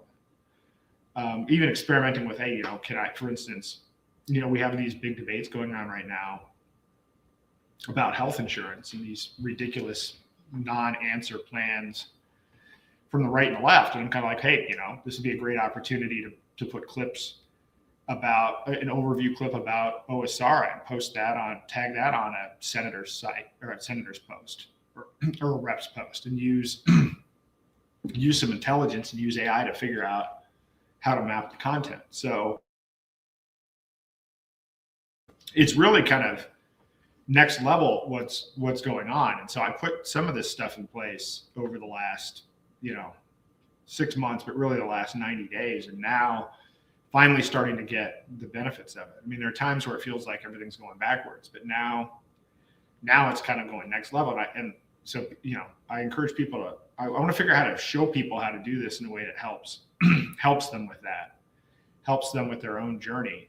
And in a lot of cases, I'm actually just taking what I learned and I'm trying to make it offerings or make it part of the solution. Like with OSR, the next stage, even after medical tourism, is this thing that I talk about where I've taken my own genome and downloaded it. And then I have a way of mapping my genome information to multiple data sources with genetic information to give me information about risk factors and everything else. And then I can take that information and map it against other information I've downloaded, or use Mike Adams' AI to say, hey, you have this risk factor. Here are some, non-big pharma ways that you can mitigate it. And so to me, the next phase of OSR is beyond just, hey, how do I not use these horrible doctors and hospitals? How can I empower myself with my own data without sharing the data with anyone? And I'm very adamant about working outside of the system, even to the point where if we can figure out how to get blood draws and diagnostic information done overseas, because the system with your insurer and with the companies that are captive to the system, they share all your data. You have zero privacy, absolutely zero privacy. And the reason that actually matters now is when you see what they're doing with AI in its application to Medicare, Medicaid, Operation Stargate, and even what RFK is talking about when he's talking about wearables. I mean, they're already talking about wearables, predictive modeling. This is not, it's certainly not medical freedom. And I certainly do not trust the motivations of these people because I understand what technocracy is about. Technocracy is not about, Brian Johnson saying everybody gets to live forever. That is not actually the end goal of technocracy. So, all right, well, in any event, thank you all for joining. Because I extended myself a little longer than I thought I was. But thank you for joining. We'll be back Monday, so the show is going to be on its regular schedule, which is Monday and Thursday at 6 p.m. Eastern Time. Not sure what we're going to talk about yet on Monday. I do have one announcement that I'm going to make, but I'm not sure if I'm making it on Monday or not. I may be making a pretty interesting announcement on Monday. We'll find out on that. And then Thursday's talk will definitely be about AI. I'm going to play a couple of songs on the way out. I think I'm going to put it on the site away. I want to get people's feedback and ratings on these songs. I have, I think now, over 30 songs that are, that I think are playable, with another 10 coming. In fact, the rate of song production is up. But, I'll put out at least 2 new songs. 1 to 2 songs a week, and then I'm working on. I kind of want to get feedback on which ones are worth making music videos on, because those are time-consuming and expensive. So I want to put them out. Oh, thank you, California Contrarian. Appreciate you, brother. Appreciate that. So anyway, I'll put together a mechanism for getting feedback on that. But I'm going to play 2 songs on the way out. I'm going to play this. Truth Cascade, and then I'm going to play the called the Day 2026 Anthem on the way out. So I look forward to seeing you guys hopefully on Monday at 6 p.m. Eastern. Have a good night.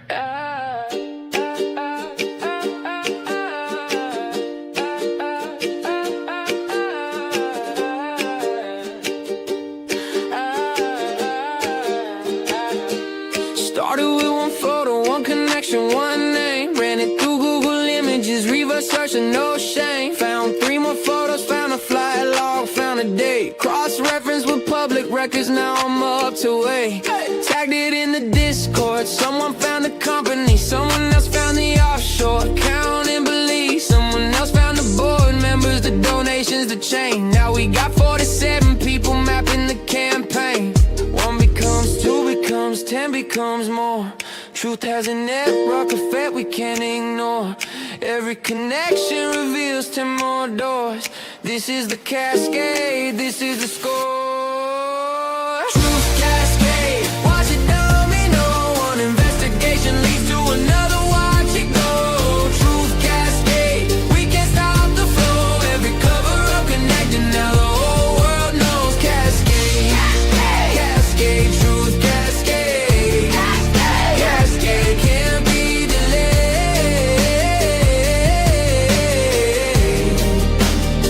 Can't be delayed. Metadata embedded in the image. We extracted the GPS from the location, found the property records, found the LLC, found the shell company, found the parent corp, found the CEO. Cross-reference political donations, now we got the quid pro quo.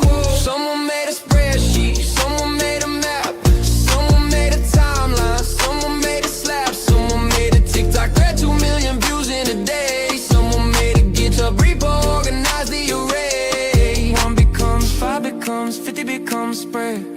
Truth is exponential once it leaves your head. Every whistleblower empowers 10 more instead. This is the cascade, this is the thread. Truth cascade, watch it domino. 1 investigation leads to another, watch it go. Truth cascade, we can't stop the flow. Every cover up connected, now the whole world knows. Cascade, cascade, truth cascade, cascade can't be delayed.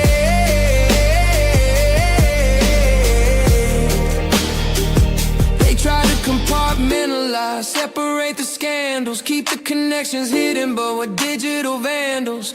taking down the walls between the separate lives, watching the cascade reveal the enterprise. One truth leads to another, one name leads to another, one dot leads to another, one thread that's the cascade. Truth cascade, wash it down, me no one investigation leads to another, watch it go. Truth cascade, we can stop the flow, every cover up connected, now the whole world knows cascade. Truth cascade, it's exponential, one person finds a thread, becomes existential. Truth cascade, it's consequential, every secret that they bury now is preferential. Cascade, cascade, truth cascade, cascade, cascade, can't be delayed,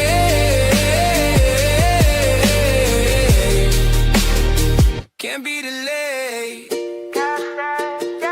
Cascade, cascade,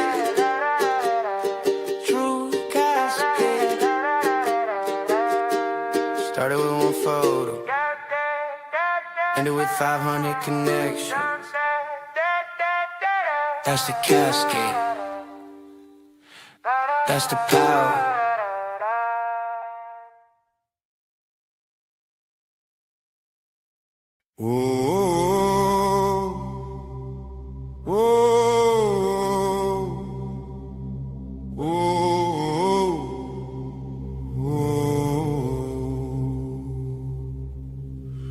Live free or die, but death's not the worst. It's waking up empty, it's dying of thirst. Trading your days for insurance and pills, while the machine builds your cage and you're paying the bill.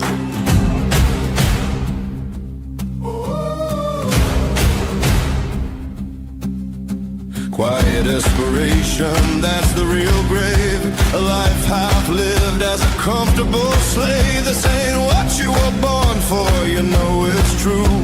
You feel it in your chest, breaking through. They're wiring the walls, closing in, tracking your dollars underneath your skin. Left and right, same throne, same crown. No one stands up, no one makes a sound. They hand you a ballot like it means something real. Two wings of one bird, same deal, same steel. We say no, no to the change, no to the dollar running through our veins, no to the white coats, no to the lies. This is the day that we rise.